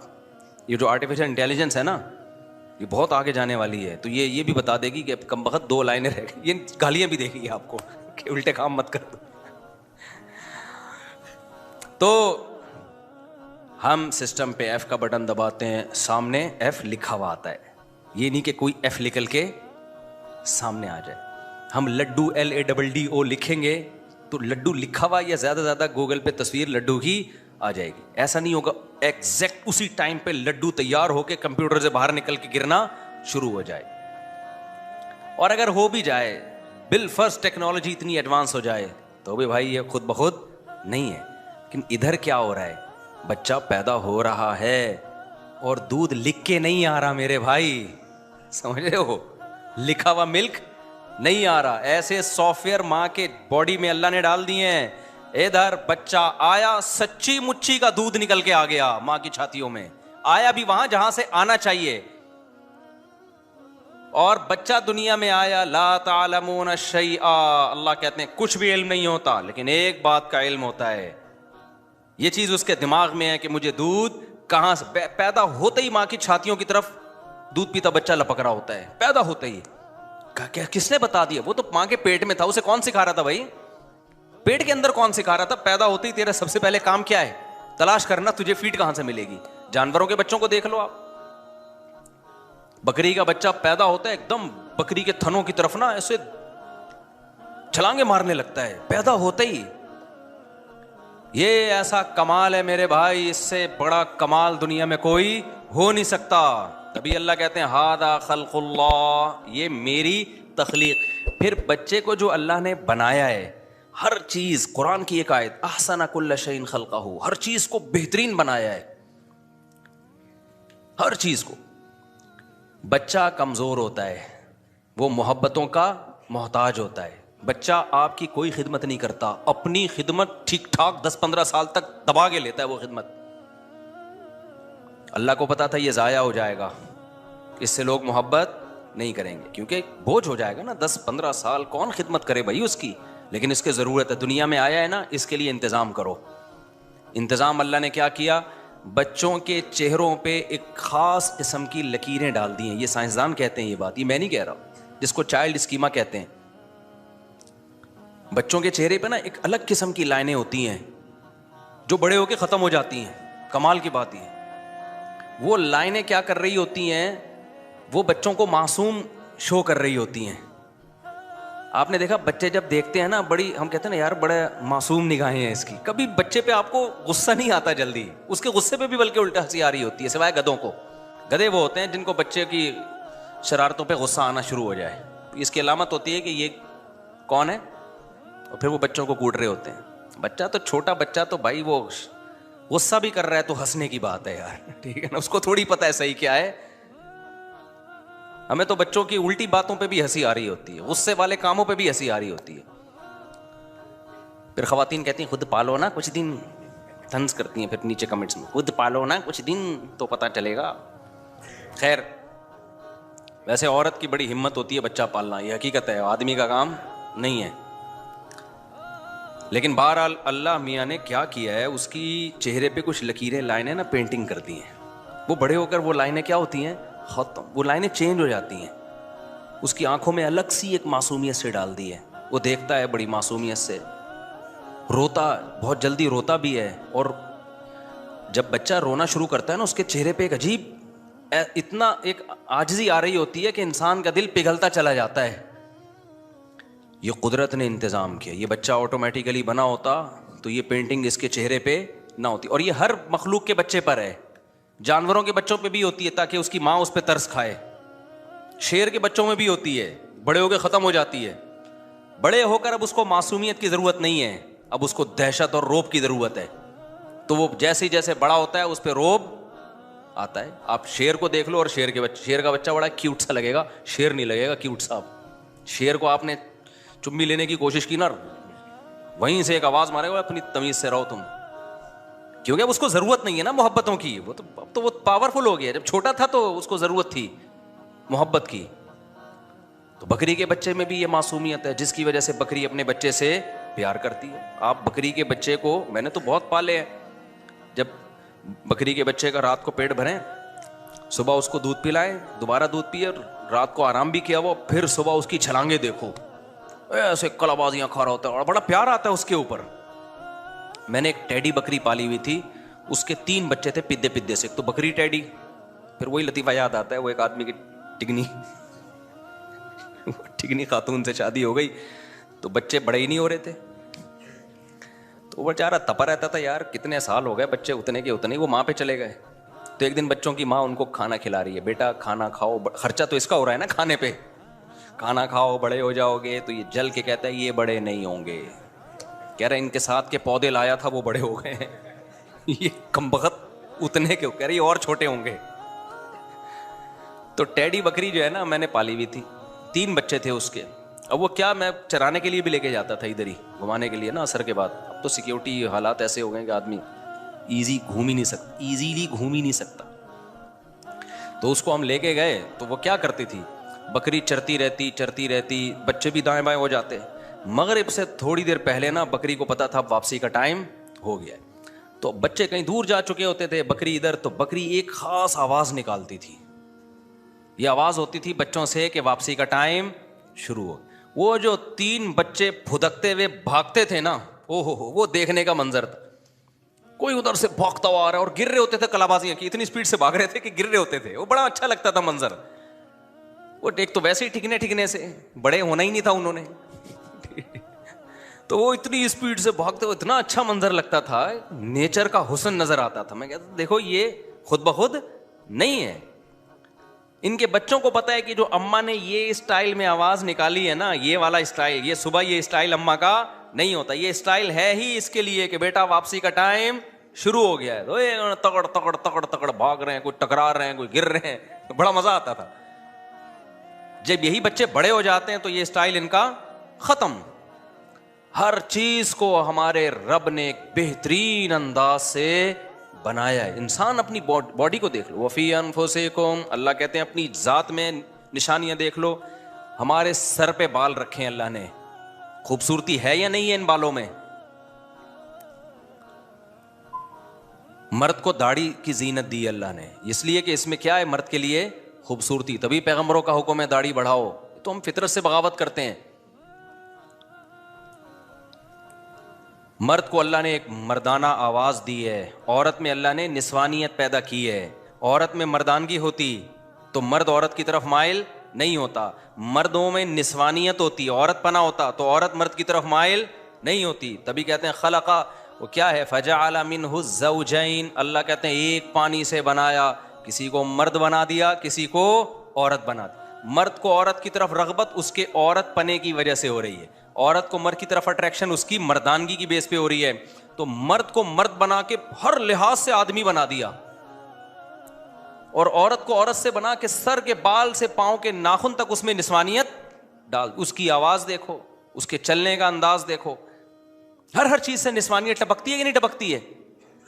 اس کو چہرے پہ بال نہیں دیے, اور مرد کے سر کے بال سے لے کے پاؤں کے ناخن تک ہر چیز سے مردانگی ٹپکتی, آواز, بہادری, شجاعت. تو یہ جو عورتیں کہتی ہیں نا ہمارے میاں کی کھوپڑی گھومتی ہے, یہ بھی اللہ میاں نے سافٹ ویئر ڈالے ہوئے ہیں تاکہ تم تھوڑا سا ڈرتی رہو اس سے. گھر چلانا ہے نا, تو گھر چلانے کے لیے گھر کا سربراہ اللہ نے آدمی کو بنایا, تو اگر اس میں کھوپڑی ہر وقت سیٹنگ پہ ہی رہتی تو پورے گھر کی کھوپڑیاں سیٹنگ سے آؤٹ ہو چکی ہوتی ہیں. اس لیے اللہ نے کہا تھوڑا سا سیٹنگ خراب رکھو اس کی, پاگل کی. لیکن تھوڑی خراب ٹھیک ہوتی ہے, بہت زیادہ ٹھیک, کیونکہ گدھے زیادہ آج کل مارکیٹ میں ملیں گے. ہر وقت کی چنگیز خان کی طرح اچھلتے کودتے رہنا اخلاق خراب کر دینا یہ ٹھیک نہیں ہے. تھوڑا تھوڑا روب. آج کل جو ہے نا ہمارے یہاں اعتدال تو ہے نہیں نا, اعتدال تھوڑی ہے ہماری سوسائٹی میں. جو مرد بد اخلاق ہوتا ہے وہ چنگیز خان کی اولاد بن جاتا ہے, ہلاکو خان کی اولاد بن جاتا ہے. اور جو فیمنزم کی طرف جا رہے ہیں وہ مرد اور عورت کا فرق ختم. کل کوئی فیملی آئی, انہوں نے مجھ سے پوچھا کہ وہ ایک آدمی کہہ رہا ہے میری بیگم جو ہے نا مجھ سے بغیر بتائے چلی جاتی ہے جہاں بھی جاتی ہے, میں منع کر رہا ہوں. تو خاتون کہتی ہیں کہ یہ بھی تو مجھے بغیر بتائے چلے جاتے ہیں جہاں مرضی جاتے ہیں. وہ یہ کہہ رہی ہیں. میں نے ان کو سمجھایا, میں نے کہا دیکھیں اب فیمنزم جو ہے نا, جو آج کل کے کچھ لبرل قسم کے اسکالر جو خواتین کے حقوق کی بات تو کر رہے ہیں مگر اصل میں خواتین کا بیڑا غرق کر رہے ہیں. میں نے کہا دیکھیے سسٹر, آپ کو اللہ میاں نے پابند کیا ہے کہ آپ شوہر کو بتائے بغیر کہیں نہیں جا سکتی. کہ نہیں پھر یہ بھی تو مجھے بتائے بغیر کہیں نہیں جا سکتے. میں نے کہا یہ رخصتی اس کی نہیں ہوئی ہے, آپ کی ہوئی ہے. ٹھیک ہے نا, یہ تو ویسے ہی باہر ہے, باہر سے پکڑ کے شادی والے دن اس کو گھر میں لے کر آئے ہیں. یہ تو ویسے ہی باؤنڈ آپ ہو, یہ نہیں ہے کہ نہیں پھر ظلم نہیں ہے. میں نے کہا اس کو اللہ نے کسی اور طرح سے باؤنڈ کیا ہے. وہ کہہ رہی مرد اور عورت کے تو حقوق اسلام میں برابر ہیں. میں نے کہا برابر ہیں, سیم نہیں ہے. برابر کا مطلب تاکید میں برابر ہیں, ایک جیسے حقوق نہیں ہیں. ورنہ پھر ایک ہی جیسے حقوق ڈالنے ہوتے تو اس کو آدمی بنانے کی اور آپ کو عورت بنانے کی ضرورت کیا تھی. آج کل جو لبرل آج کل اسکالر بھی اسی طرح کے آ رہے ہیں, مذہبی اسکالر, وہ خواتین سے فیور لینے کے لیے نا خواتین کے حق میں بولتے رہتے ہیں. حالانکہ وہ ان خواتین کو نہیں پتا ہوتا یہ ہمارے حق میں بول تو رہے لیکن ہمارا بیڑا غرق کر رہے ہیں یہ. تو میں نے کہا بھائی یہ بات یہ ہے کہ اللہ تعالیٰ نے دونوں وَلَهُنَّ مِثْلُ الَّذِي عَلَيْهِنَّ بِالْمَعْرُوفِ, قرآن کے الفاظ ہیں. اللہ کہتے ہیں مرد حقوق میں کوتاہی کرے گا اتنی ہی سزا ملے گی, عورت اگر حقوق میں کوتاہی کرے گی تو اس کو بھی اتنی ہی سزا ملے گی. یعنی یہ نہیں ہو سکتا کہ قیامت میں مرد کہے کہ چونکہ میں مرد تھا اس لیے میں نے حقوق تھوڑے کم ادا کیے ہیں تو آدمی ہونے کی وجہ سے مجھے بخش دیا جائے. اللہ کہتے ہیں نہ, ایسا نہیں ہے. اگر وہ اپنی ذمہ داری پوری نہیں کرے گی جو جتنی سزا اس کو ملے گی, تمہیں ذمہ داری پوری نہیں کرو گے تو تمہیں مرد ہونے کا ہم فیور نہیں دیں گے. لیکن ذمہ داریوں کی نوعیت کیا ہے, وہ ایک جیسی تھوڑی ہے, وہ الگ الگ ہے. آج کل خواتین یہ بہت آزاد ہوتی جا رہی ہیں اور مرد بھی خراب ہو رہے ہیں. تو وہ کسی اور طرح سے خراب ہو رہے ہیں, وہ کسی اور طرح سے خراب ہو رہی ہیں. لیکن خرابی کو سمجھو تو صحیح کہ مرد پہ کیا حقوق ہیں, جو پورے نہیں کرے گا تو گنہگار ہوگا, اور عورت پہ کیا حقوق ہیں جو پورے نہیں کرے گی تو دونوں کے حقوق سیم نہیں ہیں. سمجھتے ہو کہ نہیں سمجھتے ہو؟ تو یہ بہت ہو رہا ہے. مرد کہتا ہے بھائی تم نہیں جاؤ, تم گھر پہ رہو, تمہیں اجازت نہیں ہے. جب میں تم سے پوچھتی ہوں کہاں جا رہے ہو تو تم کیسے مجھ سے پوچھ رہے ہو؟ تو وہ کل جو کیس آیا نا وہ خاتون یہی کہہ رہی ہیں کہ یہ بھی تو نہیں مجھے بتاتے. میں نے کہا دیکھیں یہ آدمی ہے, یہ کیا ہے, یہ میاں ہے, یہ آپ کی وائف نہیں ہے. اخلاقی طور پر یہ ہے کہ بتا دو بھائی کہاں جا رہا ہوں میں, بلا وجہ کیوں گھر میں لڑائیاں کر رہے ہو. کوئی چرس پینے تو ہاں چرس پینے جا رہے ہو تو پھر بتا دو, پھر مجھے چھپڑ میں بتا دو, پھر یہ بتانے کا نہیں ہے. تو نارمل گھروں کی بات کر رہا ہوں نا. تو خواتین کیا کر رہی ہیں, نہیں ہم کیوں بتائیں اپنے میاں کو. تو میں نے ان سے کہا, میں نے کہا دیکھیں اللہ میاں نے جو سربراہ بنایا ہے نا تو سربراہ پوچھ سکتا ہے کہ آپ کہاں جائیں. ایس ایچ او ہم سے پوچھے گا مفتی صاحب محلے میں کیا ہو رہا ہے, رپورٹ پیش کریں, مسجد میں کوئی جھگڑا تو نہیں ہو رہا, کیا خیال ہے. میں کہوں جیسے تم مجھ سے پوچھ سکتے ہو ایس ایچ او صاحب میں بھی آپ سے پوچھوں گا بتاؤ کتنے چور پکڑے, اپنی ذمہ داری. ایس ایچ او کہے گا یہ مجھ سے ڈی ایس پی تو پوچھ سکتا ہے بھائی, جو میرے ماتحت ہیں وہ مجھ سے نہیں پوچھ سکتے. تو میاں جب سربراہ ہے تو سربراہ سے محبت میں پوچھ لیا جائے کوئی بات ایک الگ بات ہے, اس پہ دھونس نہیں جمائی جا سکتی. ماتحت پہ وہ دھونس جما سکتا ہے, یہ اللہ کا حکم ہے. اب آپ کو اسلام پسند آئے تو ٹھیک ہے, نہیں آئے تو چھوڑ دو اسلام کو. لیکن ایسا تو نہیں کہ کسی طبقے کو خوش کرنے کے لیے اسلام کا حکم ہی چینج کر دیا جائے. تو وہ کہنے لگی کہ وہ پھر کیوں یہ ان کو اسلام نے اتنا فیور کیوں دیا. میں نے کہا فیور کہاں دیا, بیڑا غرق کر دیا اسلام نے اس کا, مرد کا. ساری ذمہ داری نان نفقے کی اس کے اوپر ڈال دی ہے نا. آپ گھر میں بیٹھ کے کھاؤ, آپ کے بچوں کو بھی آپ کو بھی کون کھلائے گا, یہ کمبخت کھلائے گا. گالی آ رہی تھی ابھی, چھوڑو بھائی. یہ کھلائے گا. تو اب اللہ نے اس کو بھی تو کوئی رائٹ دیا ہے نا کہ وہ آپ اس کی وجہ سے باؤنڈ تو ہو نا, وہ تبھی کھلائے گا. وہ کہے گا اگر آپ بھی آزاد ہو, جب چاہو آپ چلی گئی وہاں جا کے بیٹھ گئی, ادھر جا کے بیٹھ گئی, تو جب دونوں سیم ہیں تو سیم ہے تو پھر آدھا آپ کماؤ آدھا میں کماؤں گا جیسے انگریز کرتے ہیں. پھر یہ نہیں بولو کہ جی آپ کے ذمے گیس بجلی کا بل ہے اور بچوں کی تعلیم ہے, پھر یہ باتیں غلط ہو جاتی ہیں. اور یہ بھی خوب سمجھ لو کہ مرد بھی, عورت اس کے ماتحت جو ہوتی ہے تو اللہ نے اس کی وجہ قرآن میں بیان کی ہے, بما انفقوا من اموالہم, کہ ہم نے مرد کے ذمے لگائے نان نفقہ اٹھائے. اگر مرد یہ ذمہ داری پوری نہیں کر رہا تو پھر عورت پر اس کی اطاعت لازم نہیں ہے. پھر یہ بھی یک طرفہ بیان لوگ سن کے دھونس جماتے ہیں, بیگم رخصتی تمہاری ہوئی ہے میری نہیں ہوئی ہے, ٹھیک ہے نا, تم باؤنڈ ہو میں تھوڑی باؤنڈ ہو. وہ اس لحاظ سے وہ باؤنڈ ہے کہ وہ آپ کے گھر کی چار دیواری سے آپ کی مرضی کے بغیر نہیں نکلے گی. آپ کسی اور طرح سے باؤنڈ ہیں, آپ اس بات کے پر باؤنڈ ہیں, پابند ہیں کہ اب اس کی ساری زندگی کی مالی ذمہ داری کس کے ذمے ہے, وہ آپ کے ذمے. تو آپ ذمہ داری نہیں اٹھاتے پھر اس کے ذمے نہیں ہے کہ آپ کی اطاعت کرے. اور ذمہ داری سے بیسک ذمہ داریاں ہیں, بیسک ذمہ داریاں. کیونکہ بعض خواتین کہتی ہیں وہ ہماری تو ذمہ داری نہیں اٹھا رہے, ہم نے وہ دن پیزا منگوایا تھا وہ نہیں لا کے دیا تھا انہوں نے, میں نے کہا تھا کہ آپ نے کرولا رکھی ہوئی ہے تو میرے پاس کم از کم ایک ایف ایکس تو ہو. تو یہ اچھی بات ہے, دے دیں بیگم کو لے کے, لیکن یہ نان نفقے میں نہیں آتی یہ چیزیں. ہاں اخلاقی ذمہ داریاں ہوتی ہیں لیکن نان نفقے میں یہ نہیں آتا ہے, بیسک نان نفقہ اس لیے ہم کہتے ہیں. خیر, تو اللہ تعالیٰ اپنے کمالات کے جس کو جو بنایا, ہاں اللہ بعض دفعہ نا اپنی قدرت دکھانے کے لیے کچھ معذور بھی پیدا کر دیتا ہے, کچھ جو ہے وہ ٹرانسجینڈر بھی پیدا کر دیتا ہے, وہ اللہ کی قدرت ہے. معذور بھی پیدا ہو جاتے ہیں, بچہ پیدا ہوتا ہے ماں کی چھاتیوں میں دودھ نہیں آتا, وہ تو بیماری ہے نا, وہ ایک الگ چیز ہے. نارملی ایسا نہیں ہوتا, جیسے بیج ڈالتے ہیں بعض دفعہ جل جاتا ہے, پودا نہیں اگتا, لیکن جب اگتا ہے تو کون اگاتا ہے, یہ اللہ کا بنایا ہوا نظام ہے جس سے تناور درخت پیدا ہوتے ہیں. تو اللہ کے کمالات کے مقابلے میں تو کوئی, وہ تو سوچتے چلے جاؤ, بڑی سے بڑی چیز کو دیکھ لو, چھوٹی سے چھوٹی بے جان چیزیں ہیں نا, یہ ایٹم, اس کو توڑتے چلے جاؤ نا,